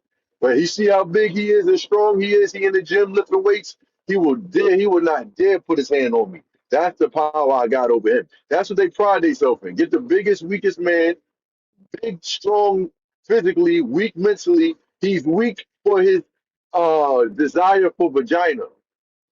So he know not to get me mad, because if I get mad, he ain't gonna get nothing. So that's the power that they use. But now when you got a man who's disciplined, who don't he not worshiping the vagina. He's not going back and forth with you. He's just telling you what it is, and if you don't like it, then you could be by yourself somewhere. They don't like those type of they. And look, I don't what's that sister name that be wearing the hats all the time. She be wearing them hats. She talks just like a man. I forgot her name. I don't know her name. King something. You know what I'm talking about? She's from Texas or something. Like she like the female version of Charleston White. Y'all know who I'm talking about? Yeah. Yeah, she made a point. She was like, yo, if you think about it, black women don't like black men. Because if they did, it would show in their actions. When a man likes a woman, he let her talk, he listens to her, and he figure out what she likes, what she don't like. Black women don't do that. Black women don't listen to black men. They don't care what you like and what you don't like. She was like, black women in America, the majority of black women, obviously, The stereotypical black woman that they show. They like women more than they like men. They might date one. They like what men provide for them, but they don't like men because they don't conform to what men like. They get dressed based on what women like. They get they hair done based on other women. Their eyelashes and long fingernails, and they are more concerned about what other women think and like more than the man that they're with. I was like, damn. I'm like, yeah, that got to be another form of LGBT. It got to be. So you think about it. If you like men and you got a man, why aren't you focused on what that man want and what he like? Because think about it. You arguing with this man. You arguing with this man. You all this, all that, uh, all of that energy you using your mouth to argue with him. If they would just use it in another way, there wouldn't be no problems in the house like how it is. Especially if that's the man that you want to be with. I'm just saying, it don't make no sense. You got all this aggression. He ain't gonna tell me what to do. It's like, yo, you get with the man to set up a boxing match, to be adverse to him, oppose him, but then it's like it's always a conforming. Or you're focused on what the other woman do. The woman get with the man that every other woman like. You don't got a mind of your own. You like what other women like. You live your life based on what other women say and what they think. But you want to be a. I'm saying I don't know. I think a lot of women are not meant to be with men. They're not ready yet. A lot of women who's with men or whatever they dealing with men is they not ready, and it's because men are simps and they worship vagina that women are in these predicaments where they're able to put the men in these certain positions. That's what I believe. Hey, But hey, Silver Will. yes, sir. Uh, just to go along with what you're saying, I got a scripture. You mind if I bring it out? Of course, bring it out, man. Bring it out. All right, reader, let me get Hosea 4:4. Because just like Silver Wolf and King were saying, we're trying to awaken our sisters because times are going to get real bad, like Deacon Malachi said. And we're bringing out people ain't. There's a lot of men that ain't got no sense, and Hosea 4:4 is bringing that out. Read that. Hosea chapter 4, verse 4. Yet let Uh huh. no man strive, nor reprove another. For thy Okay. people Go. for for thy people are as they that strive with the priest. For our people are they that strive with the priest. Now the priest is supposed to bring the knowledge of God, the law, statutes, and commandments. So someone who's striving with against that, I mean they ain't got no sense. They, God said, "Let no man strive against another in these last days." Because that's where we're at right now. You can lose your life. That's why we have to when we go out to preach in the camps. We're always being told, use wisdom, use wisdom, use wisdom when I teach and speak. Use wisdom, because I have to discern the person before they even get up there, and we can usually do that by just their look, just like what it says in Sirach 19. I can tell by their look, their countenance, their walk, their gait, everything. But women, we're telling you, you got to use wisdom. Your mouth can get you killed, especially in these last days. That's all I got. Mute my mic.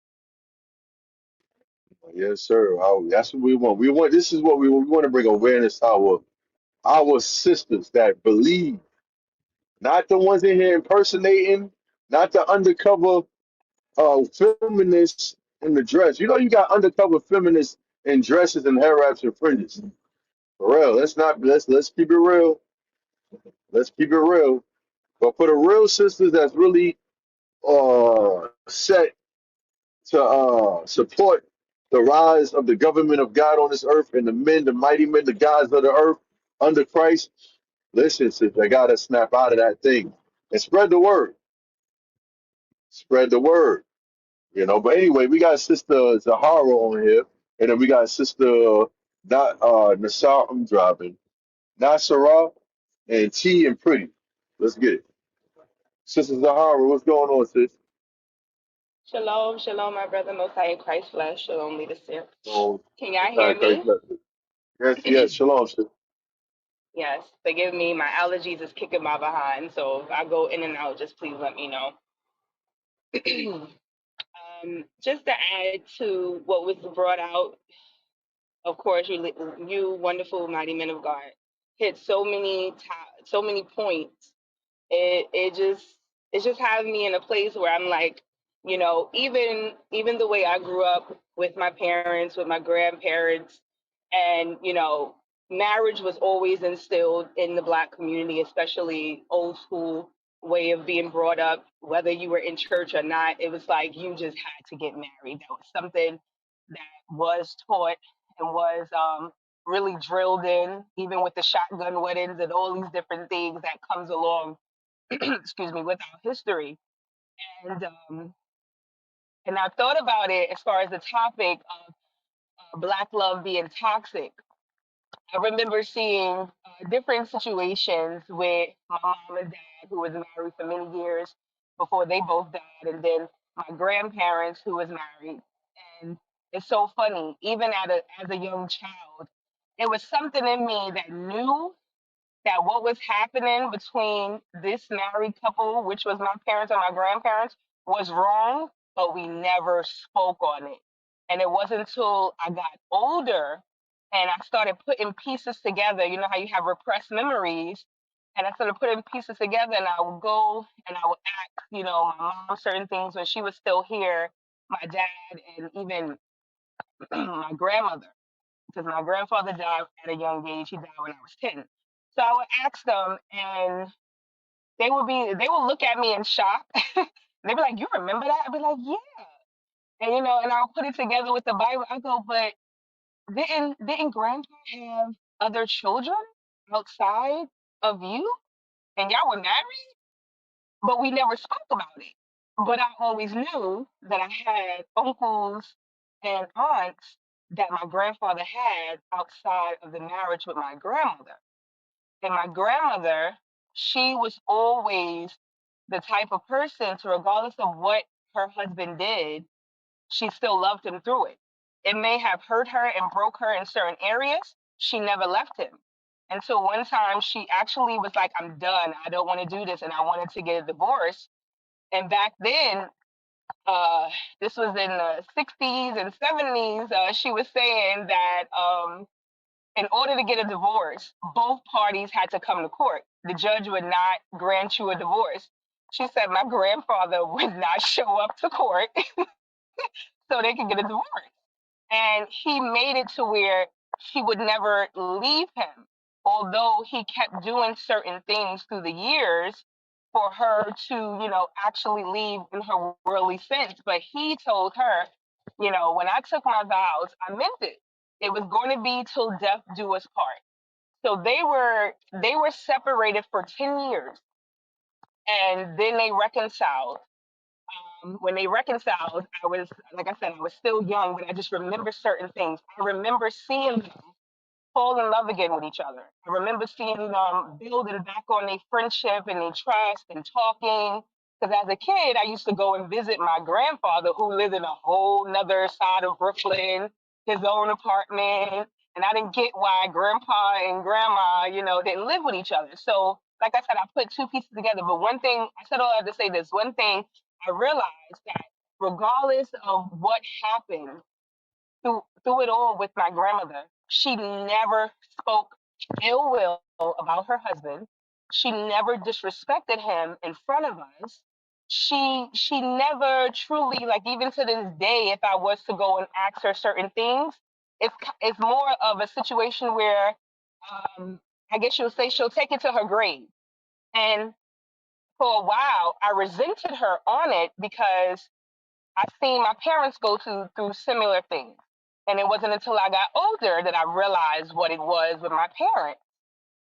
Um, I am the youngest child of my parents, and I'm actually the child of adultery. So even with that, I had questions. And I said to myself, why is it no one wants to answer these questions?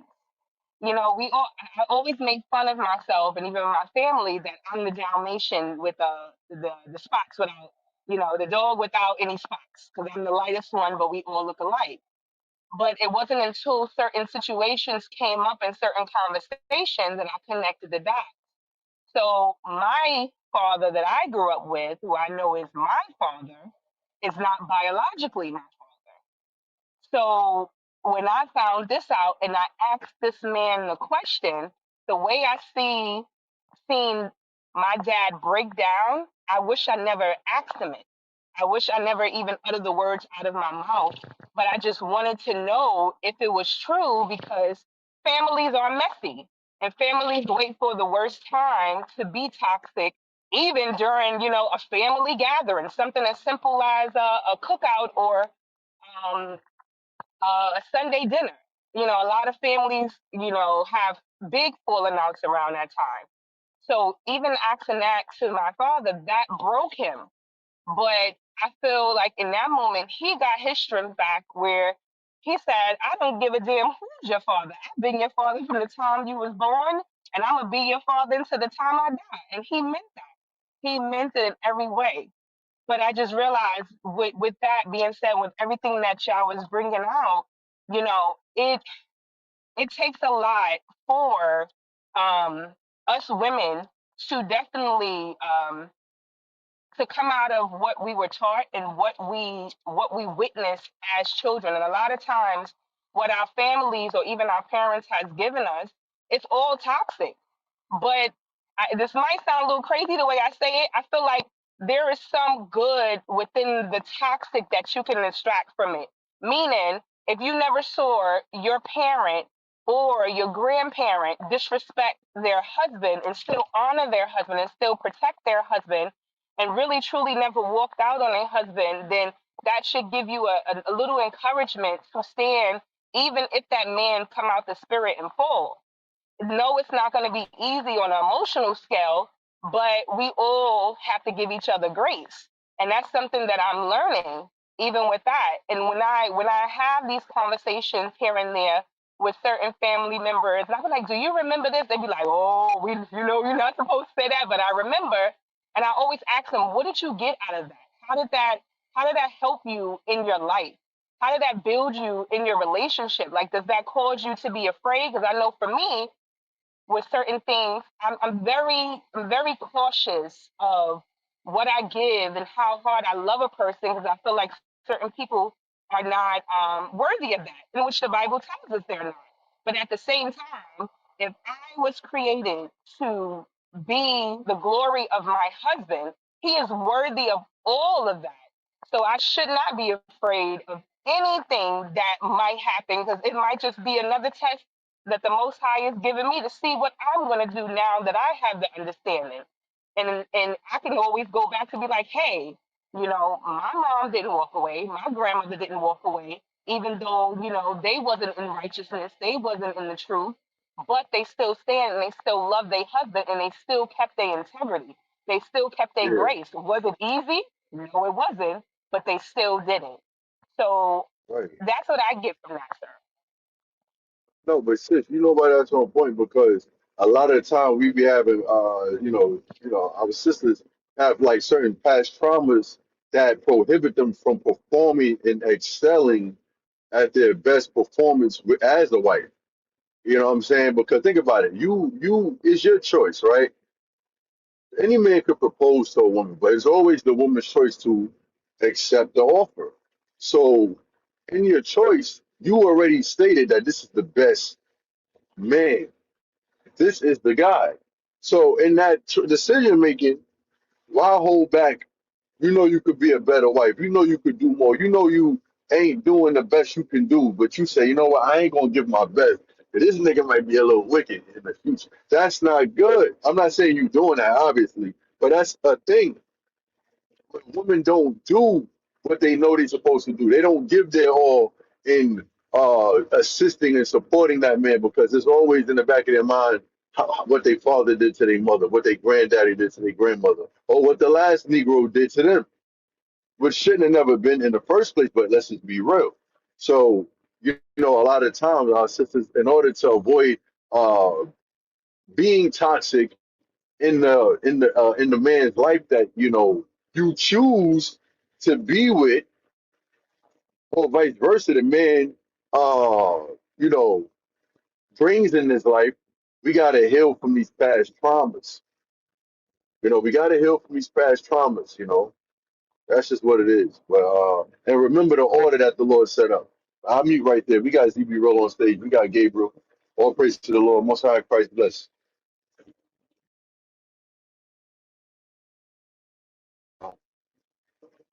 But yeah, that was good point, Sister Zahara. And yes, sir. If I just may add a little bit to what you just gave, you're absolutely right, sir, with holding back on giving it your all. And the reason why I say that, when I first got married, I got married at 19. I was very young, didn't know a lot. I had my oldest child when I was 20. So even with that, I gave it my all to a man who was wicked and who was in the world and who did not want to fight for our marriage, but still wanted to be a whoremonger. But still, because it was instilled in me, that's your husband, you're gonna still love him, you're gonna still be there. And as much as he was like, I don't care, I don't want this, I'm gonna still do me.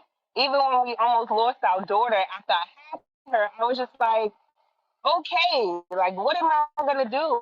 And I remember my grandmother saying to me and my mother saying to me, at the end of the day, if you choose to walk away, we're not going to stop you. But remember, before you took vows with anyone, you were saying you were saying to God X, Y, and Z. This man is not beating on you. This man is not hurting you. He's providing for you. I said, but what about my emotions? I was like, how can I sit here and still be with this man?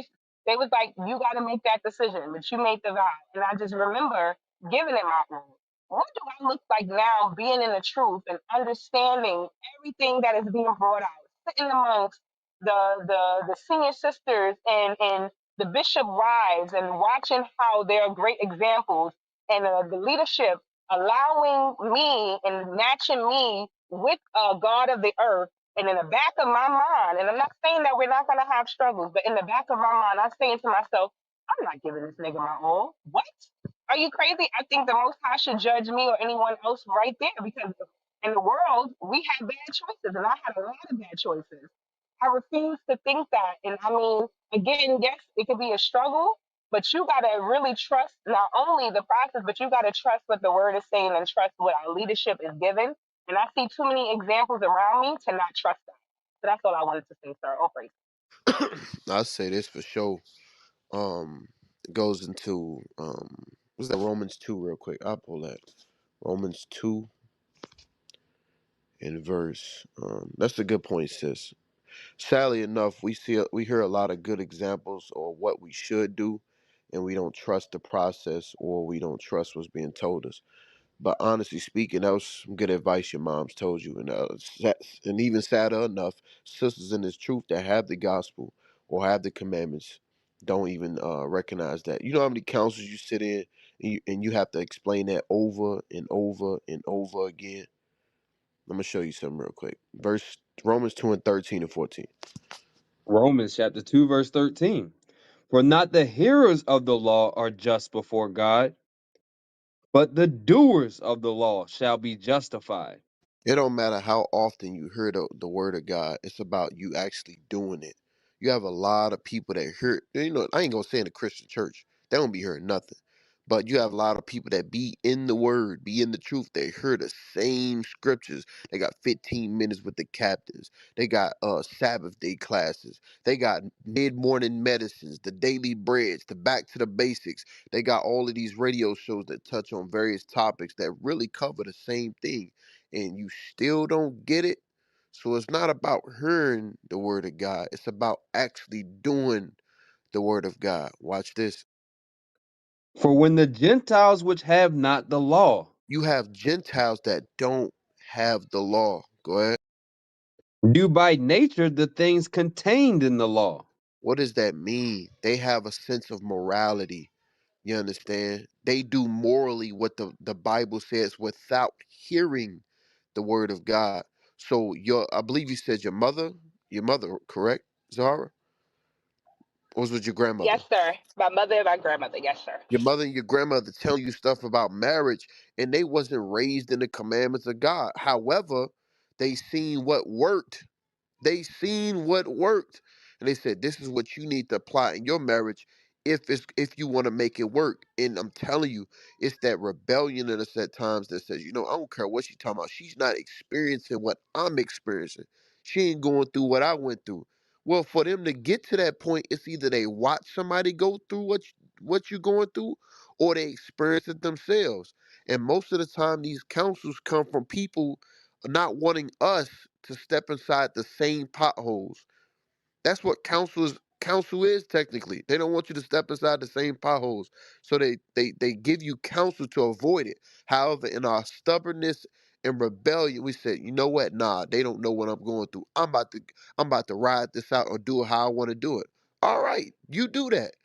But back to better subject. You have those who are not raised in the laws, who do by things contained in the law by nature.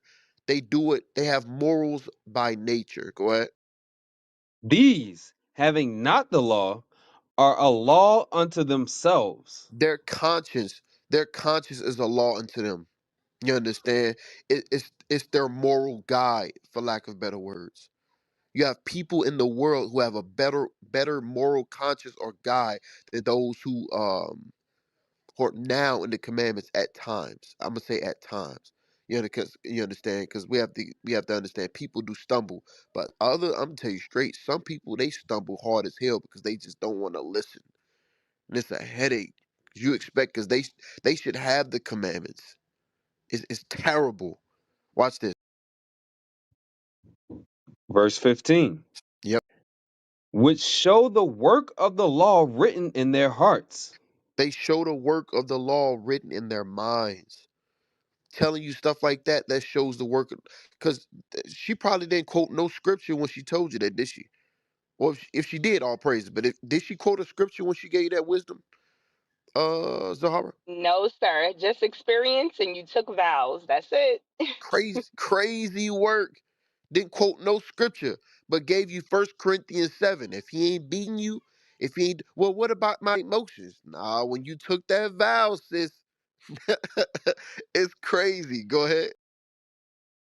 Their conscience also bearing witness, and their thoughts the meanwhile accusing or else excusing one another. Their mindset, their moral guide condemns or either justifies what they're doing. Nah, you know what? I shouldn't kill. I shouldn't steal. You know what? That right there is righteous though. Helping the needy, stuff like that. They haven't read the scriptures, however, their moral guide tells them what is right and what is wrong. And that's what's lacking in the black community for sure. And it's sad to say, even when we have those people with a moral compass inside our community, we'll rather stumble inside certain potholes because, well, I want to experience it for myself. All right, you do that. But I believe it was Judd the other day. Some people, you don't end up, no, it was Kamudai. It was Kamudai. Some people don't get the opportunity to experience it. They end up in a casket. They end up in a casket. They die before they get the opportunity to practice or go through all the experience you went through to get to that high moral road. Nah, the Lord, He has different mercies set out for everybody. So don't take this stuff for granted, especially for those who are in the gospel now. All the counsels and wisdom around you. Don't take that stuff for granted. All right. Get one more precept. Luke 16, I believe is verse 10. Let me look Luke at it. chapter 16 and verse 10. Let me get that real quick. What's that? Luke 16. It says like the children of this world are wiser than the children of light or something like that. Oh, Let that's me not it. verse That's 8. Verse 8. 16:8. Verse 8. Luke chapter 16, verse 8. And the Lord commended the unjust steward because he had done wisely. Uh-huh. For the children of this world are in their generation wiser than the children of the light. The children of light are those who keep the commandments. So you will have those who are children of this world having more wisdom or common sense than those who are supposed to be in the commandments of God. And I'm not saying that's 99% or anything like that. However, the way people in the those who have the commandments move at times, you would think that they was in the world, or it'd have been better for them to be in the world than to shame the ministry. Sad to say that, but I pray that makes sense, man. You know, like I said, I'm gonna say it again. Apply the counsels given to us. Sometimes the Lord use people around us to give us wisdom, and if we're dead to it, you understand we're gonna stumble. Like, for example, what's the brother name? Was it Jethro? I think it's Jethro, but he calls him something else in the book of Josephus. Starts with an R. But Jethro, what did he tell Moses? He said, look, you about to wear yourself out. That was his father-in-law. You're gonna wear yourself out. You need to set something up so where it's more efficient for you. You understand? And what did he do? He set up the system to where all the small matters go to the younger men, the men under him, and all the great matters come up to him. That was the Lord using Jethro. He didn't have to do that. You understand? So, you know, he'll use the people around y'all, all right, to make y'all hip to something. So I mean my mic.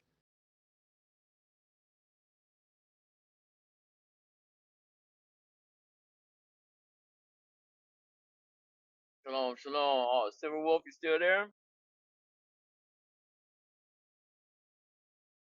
And shalom, ZB. Most High in Christ bless. Hey, Shalom, ZB, Most High Christ bless.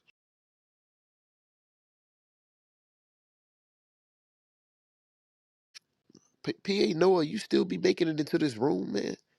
How did you make it here? You said kicking y'all out the temple. Sure, I'm surprised you ain't kicked out the room yet. Let me help you. Hasta luego. Au revoir.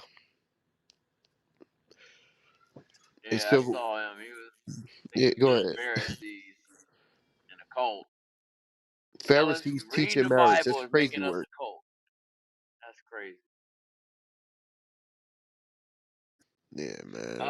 All It's right. crazy So though, bro. we with Sahara. Who's next?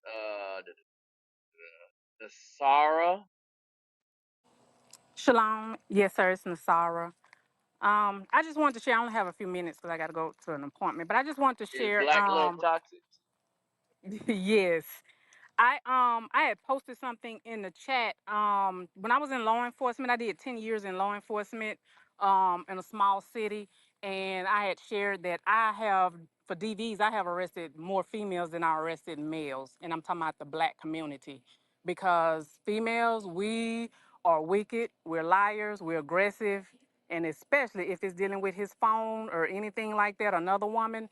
So being in law enforcement, I have arrested more black females than I did the males after you investigate and realize that she's the aggressor.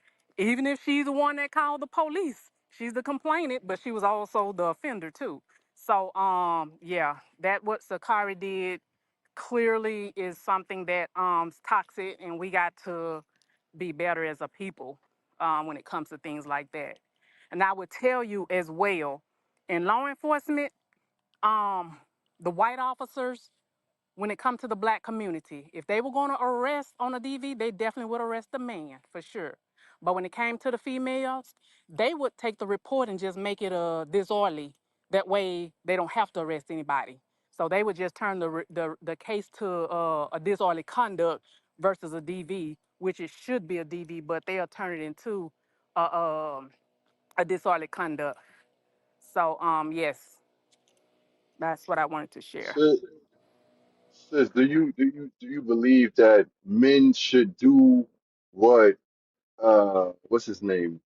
I don't know his name. What he did, the guy that's dealing with the young lady, or should they just call you on call 911 with your extension? I believe they really should call the police.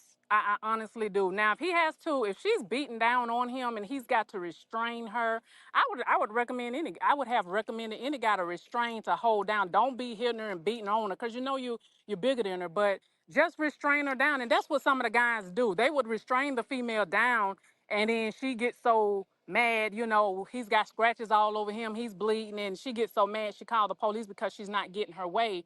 But I would recommend they call law enforcement. But the thing is, most of them don't want to call. They don't want her to go to jail. But when it come to DV, it's at the officer's discretion. Really, in the state of Alabama, you got to get the aggressor out of the house and put them in jail. Now I think they'd be there for 8 hours. And like I said, I used to have more females when it came to the black community because I used to work in the housing area. When it came to the black community, I arrested more females because once you listen to the story and you see what happened on both sides, it's 90% of the times it's us doing something because we done got in his phone while he sleep. He done came in late. He done had some female in the car, some dealing with another female. So I did not recommend him, hitting back on her like that, but I would never, I used to tell him, I have 3 sons. I used to tell them, don't sit there and get beat down. Just restrain. You can actually restrain and hold her down, so, but I've seen where females really, really was the aggressor in a lot of cases. Damn, that is crazy. And you said a lot of times it's based on the man dealing with multiple women. I would assume these are marriages or like just quote Boyfriend, unquote relationships. girlfriend, baby mama, Yeah. baby daddy, boyfriend, girlfriends. But the reason it was easier for me to decipher through that is because I'm in my 50s now. When I was in my 20s and 30s, oh, I was wild like that too. My first 2 marriages, they never put their hands on me, but I forced them to put their hands on me. I forced it because I always picked and picked and picked until they had no choice and they put their hands on me. And I can honestly say I deserved that because they would walk away, turn, go, whatever. But I kept coming and coming and coming until they didn't have no choice but to put their hands on me. My second husband, he dragged me out the house and locked the door and locked me out the house because I was out there. I was wild.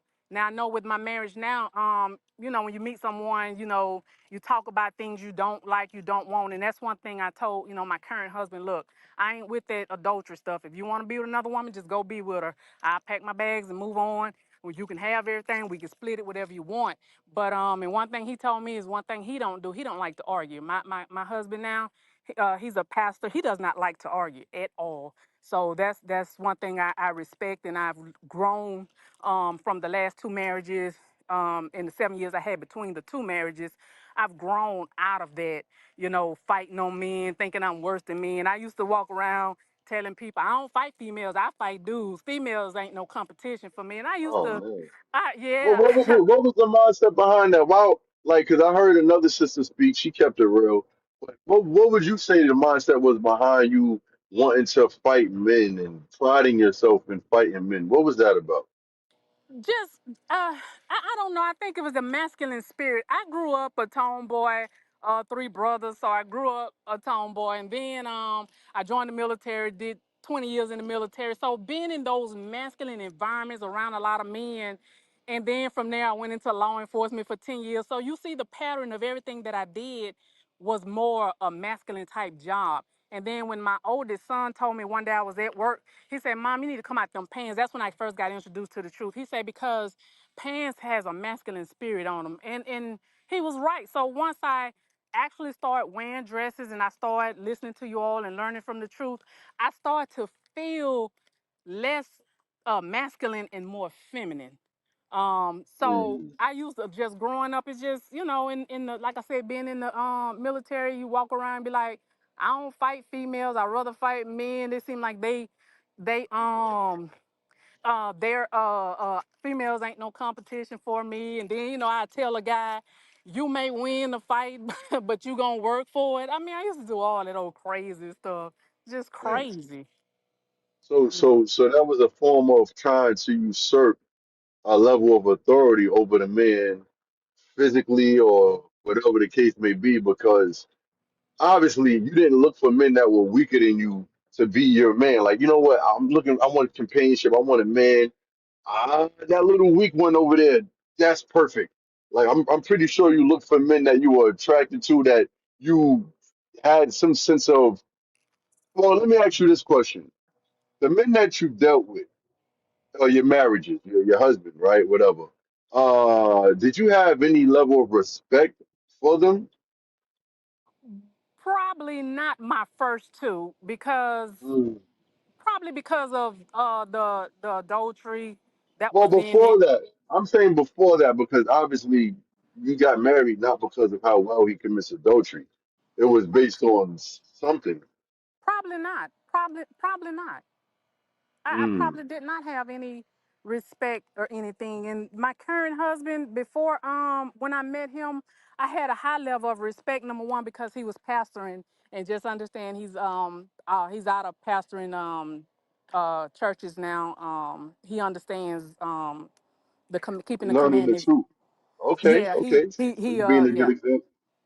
Okay. Yeah, You're yeah, not he's trying to you're not trying to Bible thump and tell him to read and read, brother. You ain't doing all that. So, oh you no. know, yeah, you being an example. No. Uh, After Barnabas and AY told me that the husband can be won through the conversation of the wife, and right, right. he saw the change in me, with not eating unclean foods, work, doing the things. I come up and with you all and join in on the Sabbath days and different things like that. And then we would sit and we would talk. I would ask him a lot of questions about, like, you all say that pastors never answer questions, but at home I would ask him a lot of questions, and it would make him think, and we would talk, and he would see it Right. different. He talked to Judd, and Judd showed him something different. So then now he can see what they probably never saw in the church. Because our pastors, I don't think, are out there to, do stuff against people. I think they really for the people. They probably just have no understanding. Right. Um, That's some like yeah, and for instance, your husband was genuine and he saw certain things and now he's like taking a step back, like let me re-examine this thing. Now that's good. But my point I want to get to is most of the time when women try to usurp authority over men, it's because they don't respect them. That's what I'm trying to get. I'm trying to figure this out I because we probably saying we did. want, yeah, yeah, I probably did not have respect over them. And I think it was more because being in the military as a female, you have to fight your way to the top. You have to prove that you're better than the men that you're working with. And the same thing with law enforcement. I was the only black female in an all white male squad. So I had to prove myself more. So I had to usurp authority. And I think that just carried on they because were my, the my my mom is competition. nothing like that. My You looked at mom, black men as competition. right, and my mom is You nothing had to like that. you had to view him as competition. Right, right. Right. I had to do that in the military, and I joined the military at the age of 18. So I had to. When I first got in, I probably wasn't like that. But then after you start getting in the mix of it, you have to compete. You have to. And then I was at stationed at Fort Sill, Oklahoma, with artillery, and I used to teach PLDC, and they didn't respect me as a teacher, so I had to make them respect me. So I had to just start doing things that I'm in charge. I'm this. I'm the leader. And like I say, my mom and dad been married 60 some years, and my mom is very submissive to my dad. Even if she's upset, she gonna get up and get him something to eat. Even if she just putting a bowl and some cereal and a spoon on the table for him, she gonna, do what she's supposed to do. She's always been like that. My sister's been like that. I was the only one that was the rebellious. So Okay. All right, all right. And one last question. What do you what do you all right, because look, the scripture says that the woman was made for the man and that the woman, her desire is supposed to be to her man and he's supposed to rule over her, meaning the woman is supposed to submit to her husband and all things like Christ to the church. So when a woman, can we going over toxic relationship? Is black love toxic?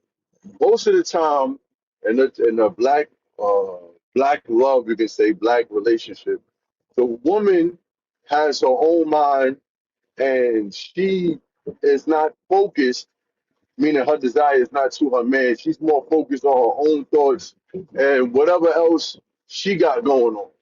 The man is the last thing she's worrying about. Is that, would you say that is a form of toxicity, or would you say what? What would you say? Yes, I would say that's very toxicity. We were, and it took me, like I said, I'm 54 years old, and I came into the truth probably at 52. It took me that many years to realize that I was created for Him. I'm here for Him. I'm His help meet. Whatever He comes and whatever He needs. So I think it was a form of toxicity for us. And what society and everything poured into us. So now I've stepped back to, it feels good to be at home cooking for my husband, taking care of the house, whatever he needs, rubbing his feet, just being whatever he wants. Just like if we go out to eat, he would ask me, what do I want to eat? I'm no, baby, what do you want to eat?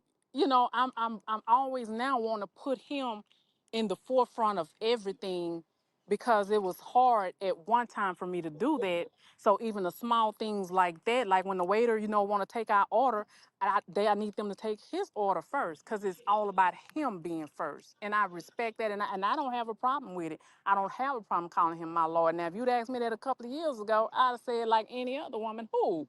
But no, he's my Lord. Mm. All praises, sis. Now all praises. You on your way, sis. Just keep it up.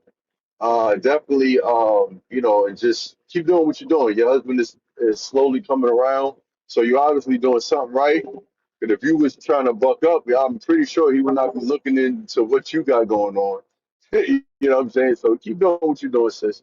And All Lord's will, praises. you through the Lord, through the Spirit of the Lord, you can win your husband over. And so all praises. All praises. Yes. Sister Elizabeth, what you got going on, sis? What you think about the topic? Shalom, Most High in Christ bless. It's been an interesting topic. I the reason I came up, it was 2 points I remember hearing King make, and then it was someone else that brought up it in regards to like how like our children are raised, and that toxic I guess mindset that people would excuse like behavior of boys picking on girls or girls picking on boys and that sort of thing. And I remember when I got into junior high school, and it was this boy at school that kept picking at me. And of course, at first it was just everybody saying, "Oh, well, he probably thinks you're pretty, he likes you, whatever." But it was really bad. Like it just got to where it was like the worst level of sexual harassment that someone could deal with at that age. And so, I'm going from 6th grade to now I'm in 7th grade, and I have this boy who's much bigger than me, who was, grabbing, sticking his hand down my shirt, because I was really tiny, and pulling, grabbing my butt. It was just like really bad. So I would have to tell my dad, like, this boy at school, he's doing. So my father would come up to the school. So as a man, you got to come up there. He was ready to kick that boy's ass because he's just like, I didn't raise my daughter like this, and he's talking to the principal like, you guys need to do something about this. And so, of course, the kid came from a single mother home. She wasn't coming up there. So, it got bad to where eventually one of my older cousins happened to be skipping school, and I pointed him out, and I think he probably beat the crap out of him. But I say all that to say, when I would tell people that, they're like, I would have women say, "Oh, that would never happen to me. It never happened to me." And I'm thinking like, it wasn't like me just being some punk and letting somebody just like get over. This boy was, number one, it was a boy. Number two, he was huge. He was bigger than me. So it was just like, so even when I did hit him, it didn't mean anything. It didn't make any impact. I couldn't hurt him. I had to get other men to get involved. So, when women have this attitude of, that you think you're gonna go and beat up some guy, like that's not, I mean, not saying that no woman, there have been times, but that's not the majority. And so women need to understand, you cannot sit up there and think you're gonna go and beat up every guy that you run across, because just like what King was talking about, it's some crazy guys out here. And so, which brings me to the second point. I remember, like, I was, raised with only one set of grandparents. I didn't find out till later that my mother's mom, she was dead before I was born, but she used to do that. She used to fight with men, and she just thought that was okay. She ended up being murdered. They never found out who killed her, but everybody just kind of assumed it probably was some man that she was messing around with, that she thought that this kind of behavior was okay. So, I say all that to say is that women need to understand, don't put yourself in a position where you think you're going to beat up some guy. It could be the last time anybody even sees you alive. So, so my mom's mother, she has 7 kids. You got 7 kids now, and out in the streets, and you get murdered, and then your kids end up, because my mother said that, they went through, because they didn't really find out exactly what happened to their mom till later, but they were raised being in an environment when everybody would whisper those kids, and they didn't understand, like, what are the, so people knew about what happened, but you don't want your children to be those kids that everybody knows about, your mom being on the streets and she's out fighting and all that stuff, and now they don't have that, they don't have their mother there. It to me, it's just not worth it. So, I just, people just need to just keep their hands to yourself. If you pissed off about something, sometimes it's better to shut up, or sometimes go for a drive, or go out, get you some air, do something. But the mindset of always fighting, it's some crazy people out here. And that's what I had to add to it. I mute my mic. Oh, I was about to say, y'all know I hope y'all sisters and brothers alike, y'all hope y'all know there's a generation. Oh, ZB taught a hell of a class on Generation of Zombies, by the way. Hell of a class.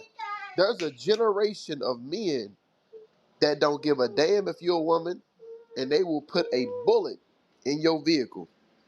I'm gonna tell you straight.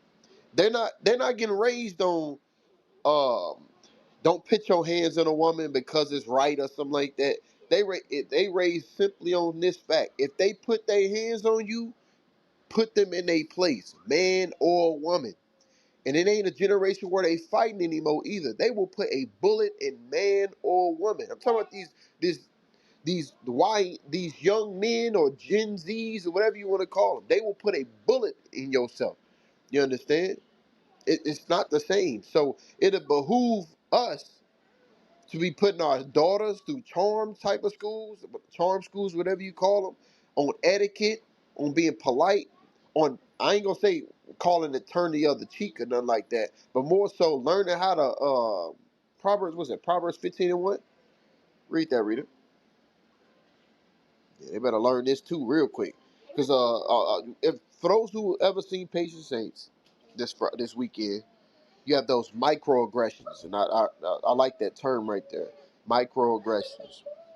People will do some stuff, and a Negro will pick up on it and put you to death. He might even swing on you. So get rid of those microaggressions. Get rid of all of that stuff. Y'all better focus on being the most delicate and tender women you can be. These men is not playing in this generation. These young men is not playing, bro. Read that, bro. Proverbs chapter 15, verse 1.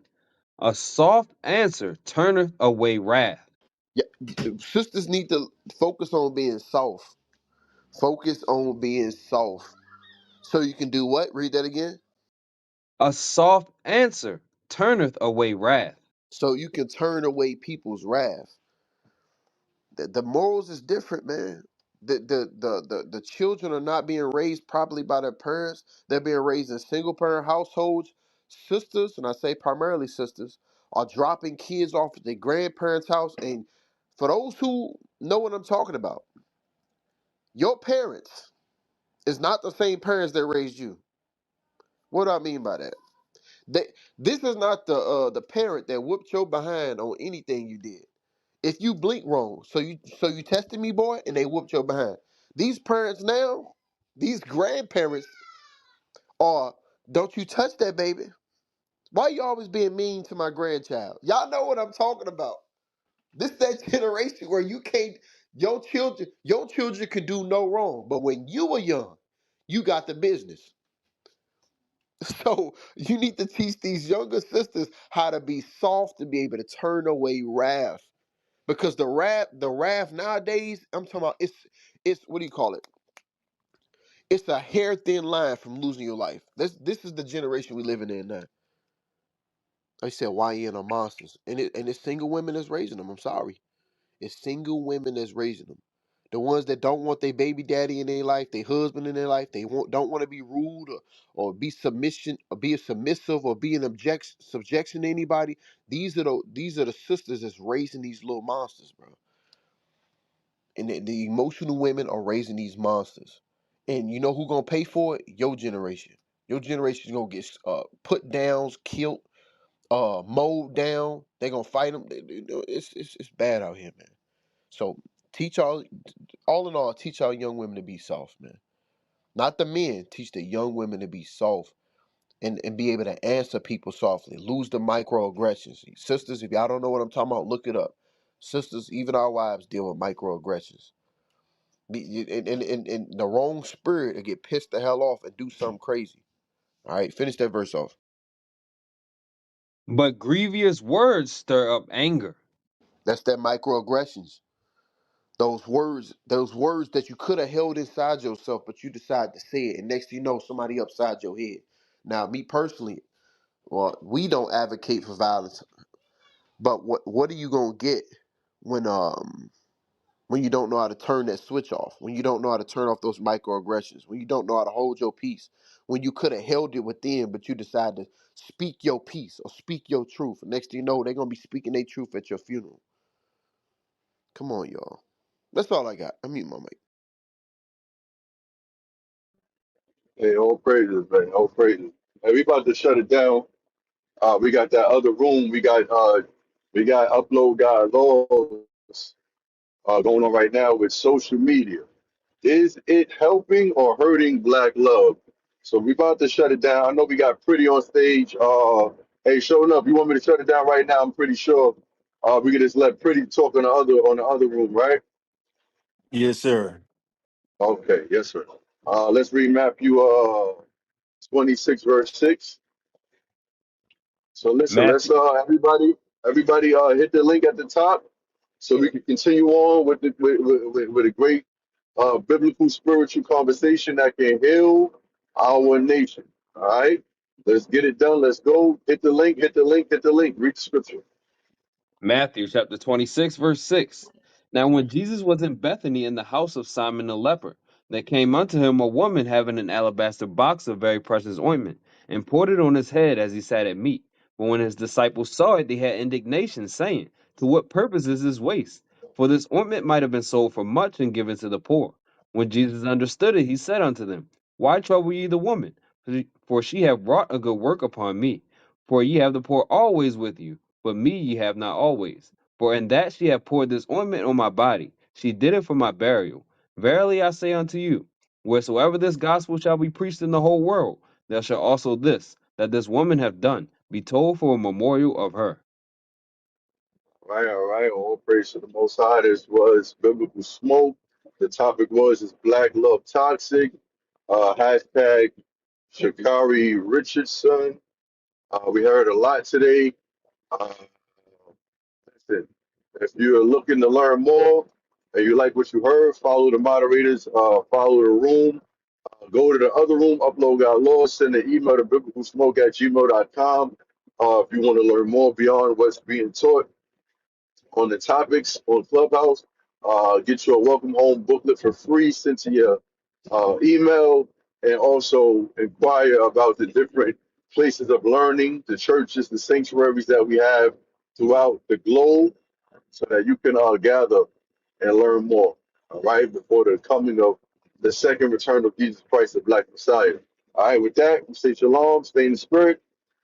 Most High in Christ bless you all.